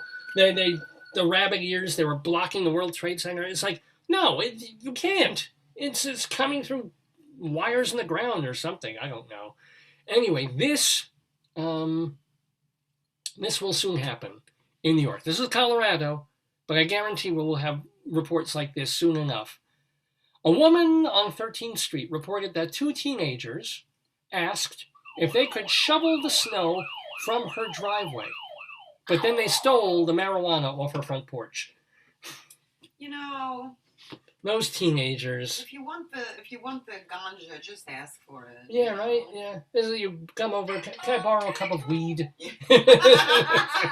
I'm making brownies. No, sugar I got, but if you could help me with the brownies I'm making. Anyway, brownies or Boy Scouts, either one.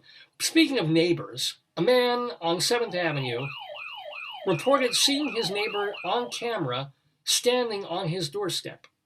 The neighbor, did I do these last week? I think I forgot to delete some of these, but some of them seem. They seem like I read them last week. I'm sorry about this. Well, I'll repeat this one because this one's worth resharing. The neighbor left a cup of milk and then pulled down his pants to possibly urinate. So, are they sure that was milk? That's the only. If he's pulling down his pants, I hope so. Kind of wonder about that. I think. Let me scroll down to a couple of these because I feel like I apologize for repeating these. A woman on 2nd Street reported that 2 neighbors were harassing her because they were upset about her barbecue. Yeah, like if you have a barbecue and you don't invite people, they do get mad, They warned her not to use the dry rub. They did. They told her, and she wouldn't listen. Thank you very much. Let's do some old times. Let's go to 100 years ago, 1921, in the newspapers of northern Colorado. One of the distinguished... I think I did that one too. I thought I cut these. I guess maybe you didn't. Hold on. I think this is new. This one's new. Announcing the opening of the auto laundry on 8th Avenue. We wash or grease cars, drain crankcases, clean upholstery, efficient service, night or day. We know how. Now, here's my question. Your dad's kind of a bus person in a car, and could literally take apart and put together. Do they still have crankcases? No, I think that they probably have automatic and manual, but no. So is that the transmission? That's the what crankcase, does. I think, is the thing in the front, right? Yeah, yeah. But so it's like literally in front. Oh wow. Yeah. So I guess we don't necessarily need a crankcase thing from our auto laundry anymore. Hey, by the way, Bill Nunn of Greeley's East Side was arrested after a family fight last night.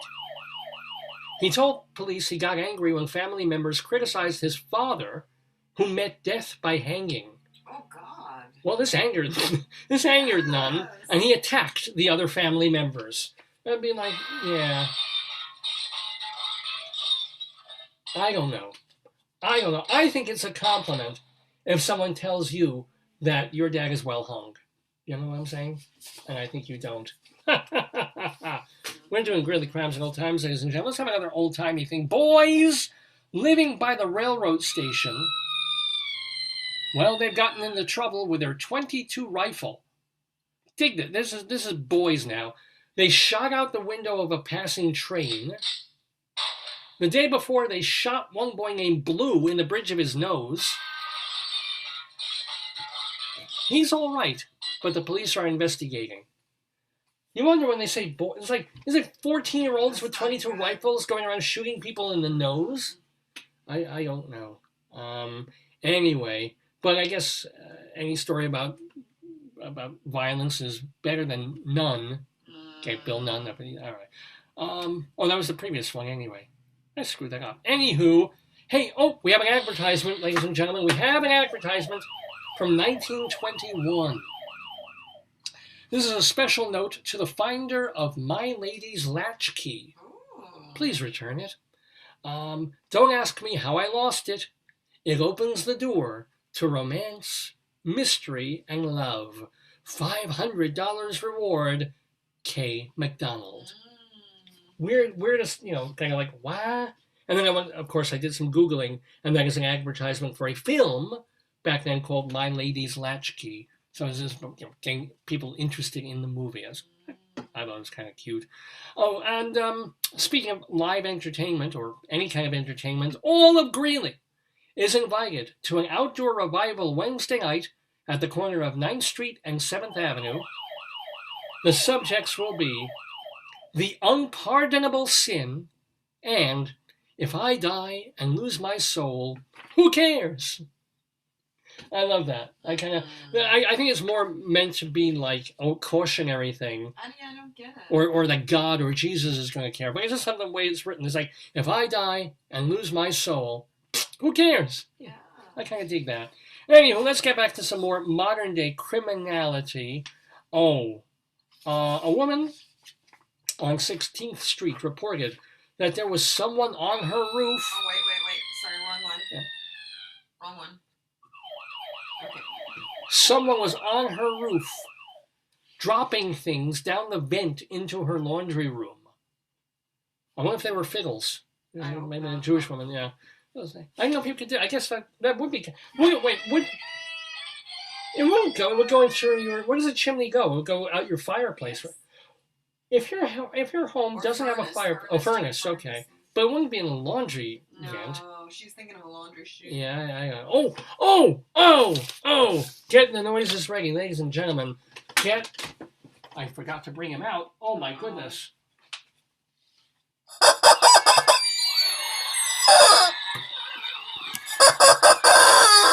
Ladies and gentlemen, we have a chicken alert. This is important. we have a chicken alert. This is not really a big deal. It just means that our next story involves a chicken. And this is, by the way, not from 100 years ago. This is now.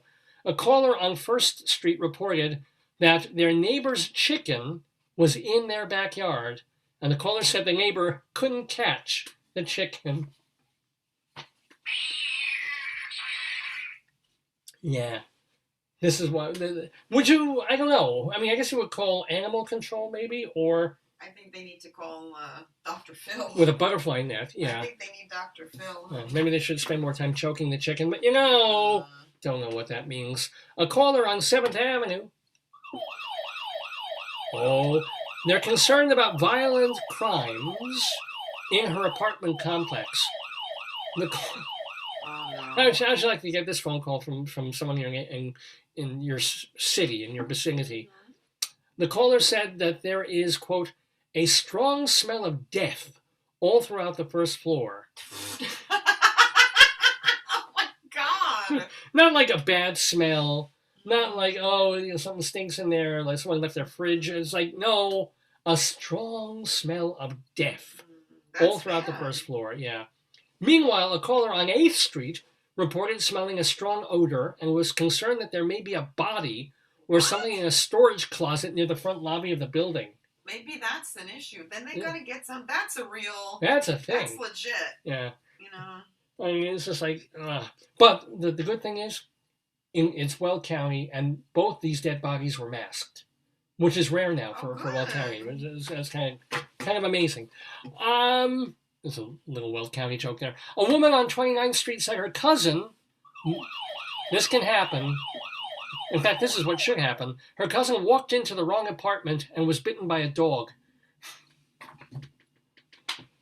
If you have a dog for protection... And if you go into somebody else's apartment and the dog doesn't know you, he's going to bite you. Yeah. So there you go.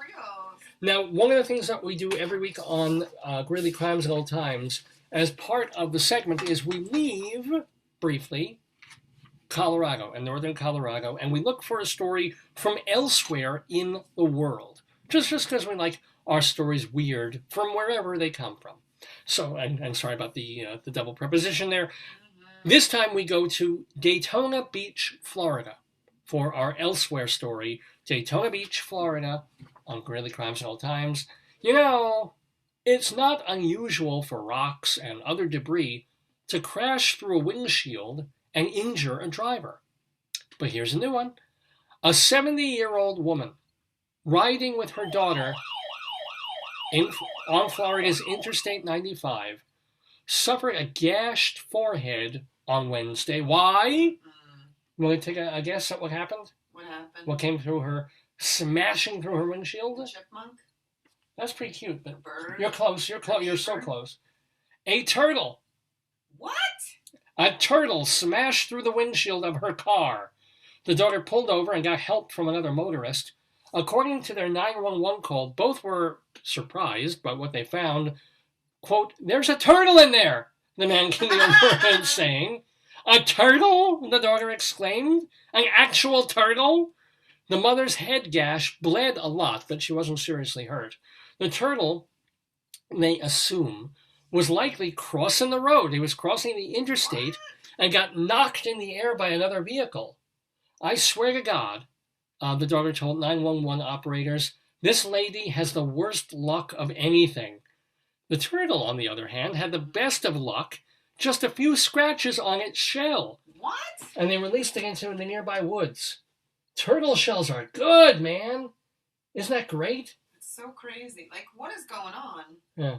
And meanwhile, the only real sad part is, in this particular instance, the hare won the race.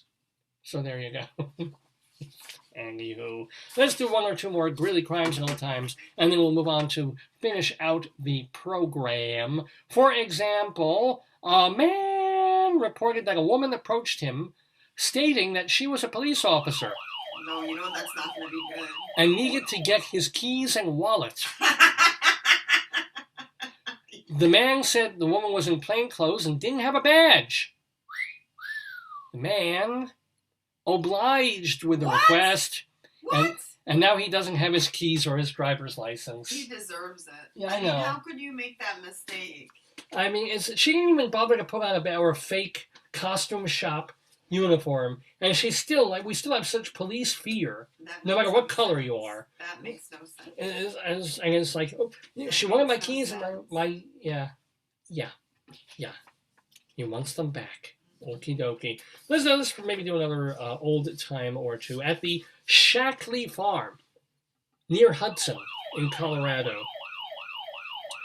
Mrs. Shackley was oiling her kitchen floor with oil heated on the stove. The oil caught fire and set fire to her clothing. Now, instead of running to her husband in the field, Mrs. Shackley jumped in bed and covered herself with a blanket, smothering the flames, and it saved her life. Isn't that cool? But if you give your floor a hot oil treatment, how's it going to go on fire? I don't know, or is it on the pan it can catch fire? I don't know.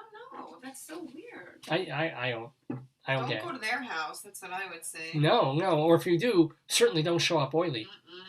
Oh, God. Greece is the word. It's the word. In London, there are reports of check this out.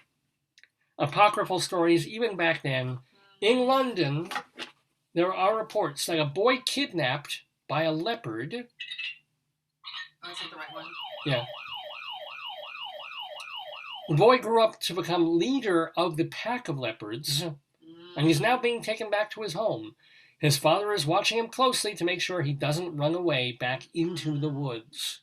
Little bit too close to the Tarzan movies, do you think? Yeah, some people gotta get out more. Yeah. Although, you know how the police are making sure he doesn't go back to the leopard colony. No. Well, they're spot checking. And that has been Greeley Crimes and Old Times, ladies and gentlemen, here on Dave's Gone By. We've got a bit more show for you. I know. We do. Mr. Horace Greeley was no fool. I'm sure that you'll agree with me that Greeley was no fool. What he is getting at is that Mr. Greeley was no fool. Yippee-yi, yippee-yi, yippee-yi-yi-yi, yippee-yi, yippee-yi, yippee-yi.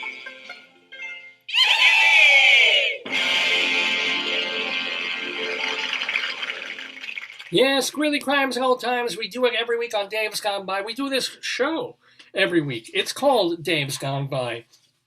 And as a matter of fact, we want to let you know that in coming weeks, you need to stay tuned to this program because we've got some really, really wonderful guests coming up. For example, next week, May 1st, our guest will be the Broadway singer and actress Christiane Knoll. You saw her in Jekyll and Hyde on Broadway, and it's like basically everyone connected to Jekyll and Hyde has been on this program until now, other than her. We've had Robert Cuccioli on the show, Linda Egger, the guy who wrote it, Frank Wildhorn. It's about time. Yes, and now, Christiane Knoll, who was in the original Jekyll and Hyde, will be with us, and we even have a special other guest playing our Today Yesterday quiz. I'm going to keep that one a secret. And then on May 8th, we're having finally Richie Goldklang from the 1960s garage band, the Third Bardo, Richie Goldklang. He will be with us in the Daverhood.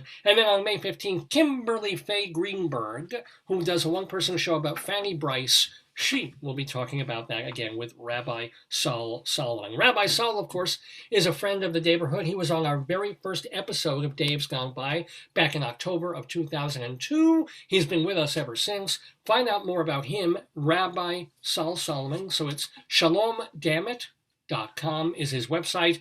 And this is where you have links to all his interviews, to all his rabbinical reflections, these mini sermons that he does, to his one-man show, Shalom Dammit, that he was telling Louise Lasser and Michael Citriniti about. It's all there. The collected works of Rabbi Saul, shalomdammit.com. I want to also thank Louise Lasser and Michael Citriniti for being with us. They're now friends of the Daverhood. Thank you, by the way, to Gary Springer for setting up that interview with them. So when we say friends of the Daverhood, we're talking about people who have been on this program, whether it was 18 years ago when we started, 10 years ago, 5 years ago, We consider them friends, and we like to let you know what they've been up to. Oh, these wonderful friends of the Daverhood.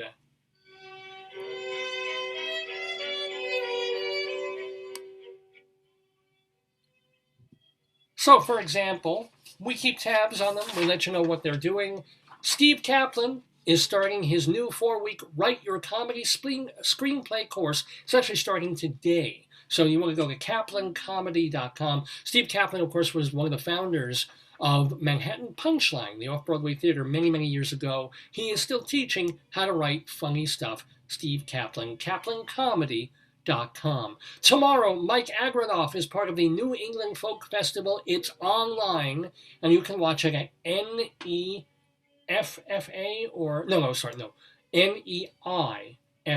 New England Folk. No, it's NEFA. NEFA, N-E-F-F-A. Sorry, NEFA.org. Scott Siegel on Monday. I'm assuming this is going to be distanced or maybe virtual. Is he doing a Broadway by the year? Or did I write this down a long time ago? Well, check the town hall, thetownhall.org for Scott Siegel's Broadway by the year. I'm wondering, check and see if that one's correct. However, we do know that there's going to be a live stream on Monday of a play about, well, you know, they've done the vagina monologues and they've done the penis dialogues. It was only a matter of time before we got period piece, all about menstruation. A lot of different actresses reading or talking about their experiences with menstruation, among them Katie Huffman. You're getting thumbs up on that? Yes. Well, they're putting in tampons, I guess. I don't know what you got thumbs up, Bubby. Live streaming on Stellar, it's period piece featuring the lovely Katie Huffman. I'd like to see it. Oh, we could. It's on Stellar. Or is it on? Stellar. It's on the TV? Yeah. Is it on the TV? It's on the TV. I think you have to pay something for it. It's like a benefit, like everything else. But yeah. What happens? Just depend on where you are in your menstruation. Right? Well, you know, if you pass the channel when you're flipping, you have to cycle through. Well, I'll tell you something about the authors of this. They're well read. Oh, thanks a clot. All right. If you get a visit from your Aunt Flo. Yeah. Oh, I just soak everything in. I'm a sponge. Now, ladies and gentlemen, we just mentioned Robert Cuccioli. He is busy on Monday. He is in a reading of Milton's Paradise Lost that is being done by the Red Bull Theater Company. Go to redbulltheater.com, theater with an E-R. That is, of course, online. It's Paradise Lost with Robert Cuccioli. And then on Wednesday, the 28th, two of our friends of the Daverhood, both Linda Lavin and Christine Petty, there's an album that they are on that is coming out. They're having a release party for Nicholas King's self-titled album. It's from Club 44 Records. There's you can watch the whole party on a YouTube link and listen to the album, of course, featuring cameos by Linda Lavin and Christine Petty. And then on April 29th, so let's see, 6, 7, 8, 9, that'd be Thursday, Andre DeShields is taking part in a virtual benefit for the George Street Playhouse in New Jersey, georgestreetplayhouse.org. York Theater Company, we were talking about them before too. York Theater, which is run by our longtime friend Jim Morgan, they're doing a festival virtually honoring Sheldon Harnick. Or also for the guy who co-wrote She Loves Me and Fiddler on the Roof. He's 97 years old, and he's going to be taking part in this festival honoring him, including an evening with Sheldon Harnick and friends, which includes our friends, Karen Ziemba and the late Rebecca Luker. They did something pre-recorded. It's all at yorktheater.org. We mentioned Bob Dishy and Judy Graubart in I Can't Remember Anything, doing that show live feed and Zoom, Food for Thought Productions, happening today and tomorrow. And let's see, are we still? No, that moves us in, I think. Oh, no, already playing, excuse me. Now, through May 2nd, you can watch 42nd Street Moon's production, online, virtual, of Perfect Harmony, a tribute to Jerry Herman, done by our delightful got someone who's been on this program twice already, Jason Graw. So you want to see Jason Graw doing Jerry Herman songs, and who wouldn't? It's perfect harmony for 42nd Street Moon.org. And I want to remind you that Lonnie Price directed the John Cullum solo, An Accidental Star, that you can watch online. That has been extended and is running through May 6th. And Sally Mays in the musical Pete and Keeley, also virtually. See it at papermill.org. That is running through the 1st of May. Running through May 23rd is the play Two Sisters and a Piano, featuring our friend Daphne Rubin Vega opposite Jimmy Smits. The website is newnormalrep.org, newnormalrep.org.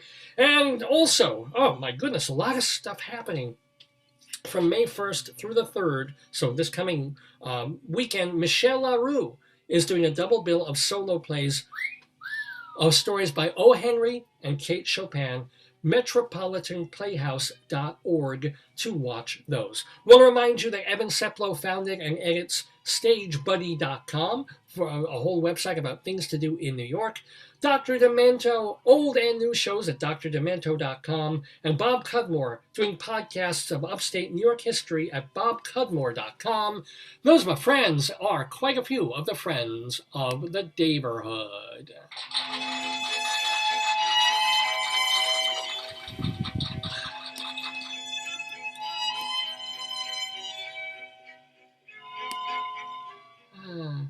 We're so high-toned on this program. We play classical music. We talk about the theater. We journalistically go through the newspaper. It almost pains me that we have to bring the tone of the show down so far low now. We have to take things all the way to the gutter, because once a week, well, I mean, we're still high-toned. It's a poem. We do our Joyce is shaking her head, our Colorado Limerick of the Damned, because living in Colorado, I got it into my head to write a poem about every single town or city or municipality or little hick burg. If it was on the map, I tried to find a way to write a limerick about it. And being limericks, they're dirty and sick and horrible and disgusting. This one, this one's kind of PG-13. This one's not so terrible, and will probably go over your children's heads. So you can leave them in the room, but maybe put, like, cotton in their ears and seal the cotton with wax, and then go through the procedure of surgically removing all that. But in between, you can listen to my poem about, and how appropriate for a poem, Hiawatha, Colorado. You're the poetry man.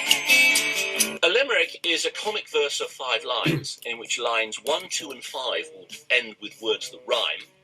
And likewise, verses 3 and 4 also end with words that rhyme. So this is a limerick. Rocky Mountain, Colorado, Colorado. Oh, thank you, Christine Lavin. Haven't checked in on her in a while. I'm sure she's doing online concerts and things and planning real ones too. I should let you know about that. But yes, Rocky Mountain High, we go all the way up to far northwestern Colorado for our Colorado Limerick of the Damned this week, for a place called Hiawatha, Colorado. It's in Moffat County, and that is the only thing I can tell you about it. It astonishes me that in 2021, you can look up a place on the map, an actual existing place, and there's nothing about it, no history. No, I mean, we get these little towns with 50 people living in them, and they have wiki entries, and they have Uncover Colorado listings. If you know anything about Hiawatha, Colorado, let me know. All I know is it's a place. It's in very far northwestern Colorado, and there it is. And yet, I deemed it worthy of writing a poem about a 5-line limerick. This is for Hiawatha, and by the way, if you think this is easy, you make a poem using Northern Hiawatha. Here we are. The prostitutes in Hiawatha. Yes, The prostitutes in Hiawatha are honestly not worth the bother. They get the job done, but aren't much fun, and all of them look like B. Arthur. That was good. That one you Arthur. liked. There was no cursing and Be Arthur is good. Yeah, Be Arthur is good. So yes, if you can't be good, be Arthur. Ladies and gentlemen, send your comments and complaints to davesgoneby at AOL.com. Davesgoneby at AOL.com. That is the best place to reach me. I read all my email. I try and reply. You can also, of course, post on Facebook right on this page or message me if you're a Facebook friend. Either way, would love to hear from you. Love to know your thoughts about the show, suggestions for things to do on the program or guests to have, or maybe some new segments. Would love to keep it fresh for you. davesgoneby at AOL.com.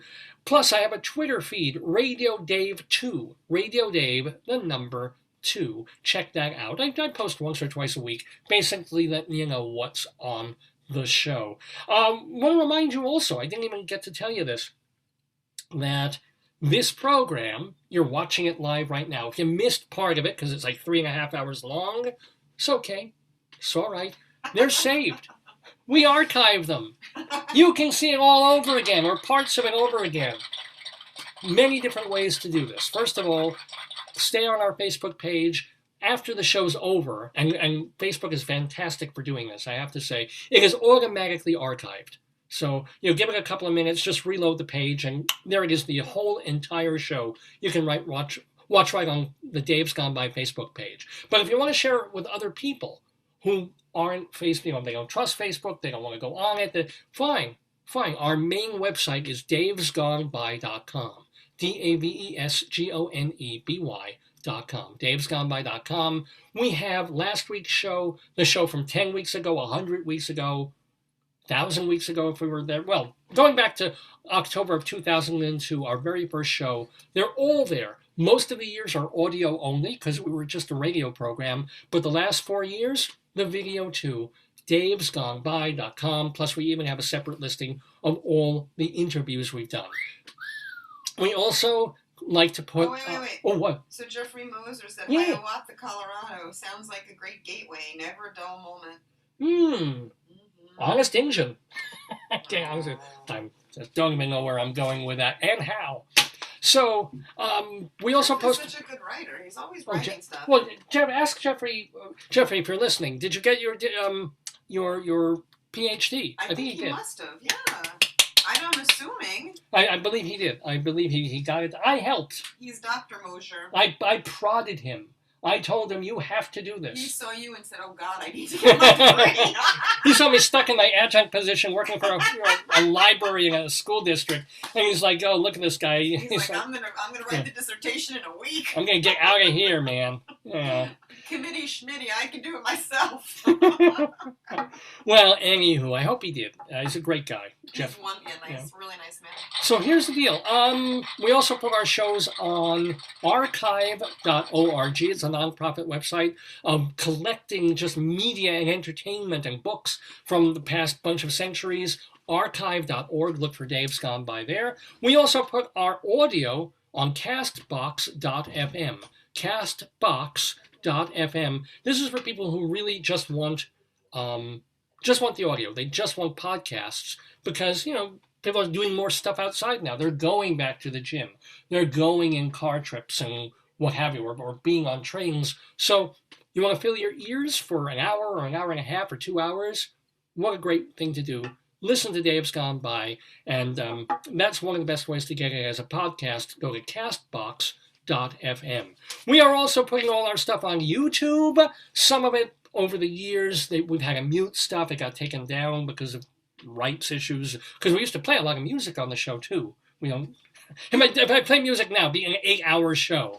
And what's wrong with that? So we don't.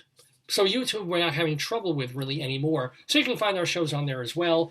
And if you have cable television, if you have in the Nassau County area, you have Altice, Cablevision, Comcast, whatever the hell they call it, Monday mornings at 1 a.m. and Tuesday early mornings at 4 a.m., you can watch 1 hour long excerpts of Dave's Gone By. They're pretty random, But if you happen to be flipping the channels and you want to see this face, not on your computer, but on your actual TV, and you get cable, Mondays at 1 a.m., Tuesdays at 4 on channel 20 of Optimum Online Altice Cable, whatever the hell you call it.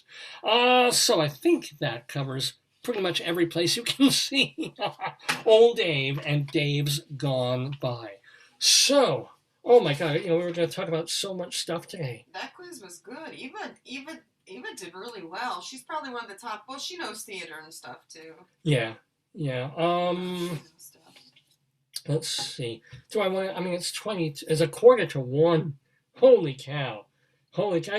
Very quickly. I want to show both sides of this thing. So in this same week, right, we had the George Floyd verdict, right, and I it's very hard to disagree with that verdict. If you watch 10 minutes of that video, manslaughter, not even a thought. Murder, second degree, not necessarily planned, but after the first couple of minutes, kind of murder going on there. And cops do this and cops are shooting that. And, they're now every time a cop does anything, and maybe this is right after all these years of cops never having to answer to anybody. Now, if they see a girl with a knife attacking another girl and they shoot her, it's the cops' fault. It's like, we gotta have a balance here of how we look at everybody on both sides. Said as the white male. Well, says the white. Well, let me tell you something. I was at work this week. Okay, I work in a school district that is not very far from a Stop and Shop in West Hempstead, which made national. West Hempstead, Long Island, made national news this week. Why? Because some disgruntled employee of Stop and Shop had an argument no, he with. Wasn't disgruntled. He had some illness. I hate to think he was a happy employee. He was like, I'm happy. I'm having a happy day. Can't wait to see my coworkers. No, I mean, he was upset. And he had a meeting and it didn't go well, I guess. And then he came back. Yeah. He left he had a perfectly fine meeting, went to his car and came back and shot up the place. He shot like 3 people. One of them died. Okay, and I want to make 2 points about this. One of them is that, when that happened, okay, and I work in a school district, and we were suddenly, quickly calling and emailing our director of facilities to say, are we on lockup? Are we on lockdown? I know there's also a difference, did you know this, between lockup and lockdown? Because lockup means they close the doors, no one comes in. I assume you can leave if you have to, but no one comes in. That's lockup. Lockdown, we use that word interchangeably, but lockdown means get under your desk, turn the lights off, pull the shades down, and wait. Be very, very careful, right? So I think one of the schools in West Hempstead was locked down. We were on lockup. And, but because the guy was at large for a while, he was out there for a couple of hours. And say what you will, but when some guy goes into a Stop and Shop, kills a person, severely wounds 2 other people, fires gun at random, then leaves, mentally unstable man, right, and is at large, it's fine. You don't call AOC. You don't call Alexandria Ocasio-Cortez. You don't call Rashida Tlaib. You don't call the Democratic Party. Don't call a Republican. Who do you call? Who do you trust? Who do you count on to take care? You call the friggin' cops. The evil, bad, naughty, black-killing cops. Because that's who you call. And guess what? They got him. A couple of hours later, we all breathed a sigh of relief. The guy wasn't in our backyard. Because we didn't have to. We pulled our shades down. I have a nice window behind me. I pulled that thing down. I'm like, we have a new guy working in our thing and saying, can I just stand behind you? Because you're new here. The bullet can get you first. Just in case. That's just a commentary on you. But it's a commentary on America that, evil police. And that wasn't evil policeman. But same week, we're in a situation where, there's a crazy person within walking distance, kind of where I am, with a gun and has already used it deadly force. And the saddest part of this thing is, I work in the school district and we found out this 2 days later that the guy that this person killed was the father of 2 kids who graduated from our school just a couple of years back. And there's another kid who's in our district, but not actually going to our school. So, sometimes there's that old line, the title of one MASH episode. The first MASH episode that got kind of serious, it was called Sometimes You Hear the Bullet, because it was the bullet killed somebody that Hawkeye knew. And it's sort of like, sometimes you hear the bullet, right? But I just want to say some stuff about that, because I couldn't leave that to next week. That actually happened, and it was our neck of the woods. You have so many shootings, they get closer. It's kind of like COVID. COVID was, they're on a ship somewhere in the ocean, and then it was like, oh no, there's a case in California. Oh, there's a case in Italy. There's a case, and then it was like, I'm saying goodbye. So say goodbye, Joyce. Joyce has to go. You can come see me. Yeah. Well, I gotta set the mats up. Yeah. Joyce is going off to do some gym stuff to keep herself beautiful for me. But it does. Yeah, it's 10 to 1 already. I'll let you guys go. Let me tell you and remind you that next week on the program, singer and actress Christiane Knoll, plus a special guest joining us for our Today Yesterday quiz. I will leave that as a surprise, so you have to come back and see us next Saturday, 9 a.m. Eastern Time. 9 to noon is where we are, right here on this Facebook page. It just remains for me to thank one more time all the folks who helped with this show. First of all, Rabbi Saul Solomon, founder, spiritual leader of Temple Sons of Bitches. ShalomDammit.com is his website, and his Twitter feed is at Rabbi Saul Solomon, SOLSOLOMON. I want to remind you, or I want to thank as well, to our players of the Today Yesterday game, and those included David Sheward, a blogger for The David Desk and also theater writer for culturalweekly.com and theaterlife.com. Remember that he just wrote this big article making his Oscar picks and predictions. So find that at culturalweekly.com and theaterlife.com. We want to also thank Leslie Hoban Blake, who did join us eventually, and she's so much fun when she does join us. She is on a video podcast called Critics Circle, and they have a YouTube page for it, Critics Circle on YouTube, Leslie Hoban Blake. And so great to see Eva Heinemann again. Eva Heinemann, she is a theater critic. She has her own theater review program. It is called High Drama. It's on its own YouTube page, and if you want to just catch it right on the TV, or right on your computer, 1:30 in the afternoon today, Saturday, April 24th, 2021. 1:30 Eastern Time on mnn.org. Look for High Drama, or look for it on your TV if you're getting Manhattan Cable, or find it anytime on YouTube and her Facebook page, High Drama with Eva Heinemann. We thank her so much for being in the Daverhood. Who else do we want to thank most of all? Our guests in the Daverhood. Wanted to thank Michael Citriniti and, of course, Louise Lasser. Please, please, please go see the play that they are in, or I'm sorry, that she is in. It's a recording that was done a couple of years ago of a play called Did You Know My Husband?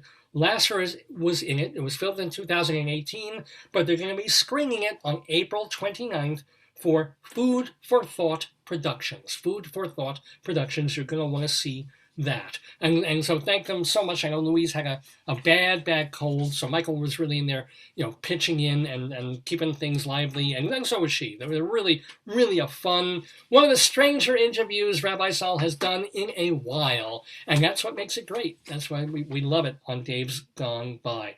What else do I want to thank? As I said, my wonderful wife Joyce. Thank you to Gary Springer again for setting up that interview with Michael and Louise. And oh my God, yeah. Two more things. First of all, if you want to read my work, if you're a theater company and you're ramping up and you want to produce some stuff, how about doing one of my plays? How about doing several of my plays? How about reading a couple of my plays? They're at davelefkowitz.org.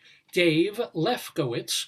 theater.org. You can also read hundreds of my theater reviews and lots of my song lyrics. The Colorado limericks are all there. If you want to glut yourself on those horrible things, they're all at davelefkowitz.org. Do give that a look. And finally, I kind of wish Joyce didn't have to go for this, but many, many times over the course of the show, especially when we started doing this on Facebook, and we started giving shout-outs, we were able for a period of time to see who was logging on or saying hello and wishing us well and giving us thumbs up, and we would name these folks. And one of them was an old friend and acquaintance from junior high school and high school, when, as I mentioned, I went to Hewlett.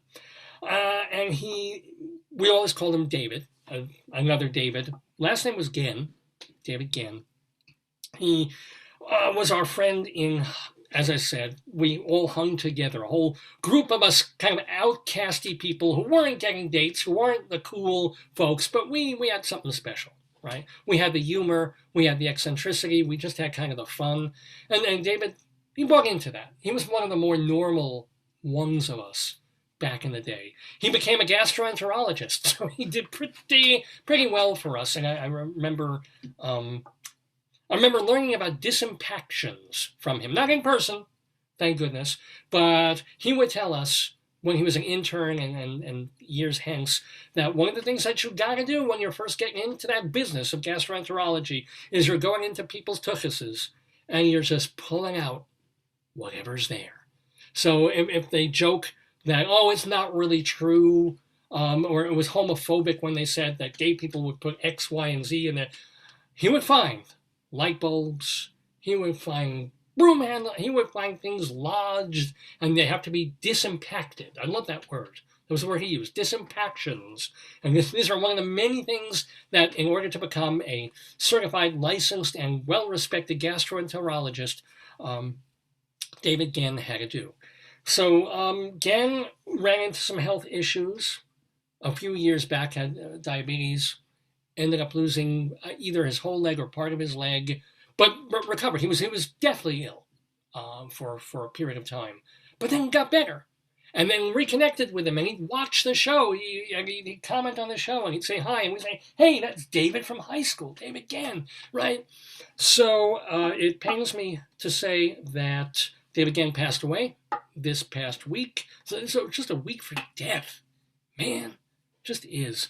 So very, very sorry to his family. And sorry to lose this other person. This is like the second or third of the folks that we hung with back in the day. You know, there was another guy named George. We actually had his brother on, who's a musician years ago, George Ehrlich, and he was part of our crowd, and we went with him to Russia and to Prague.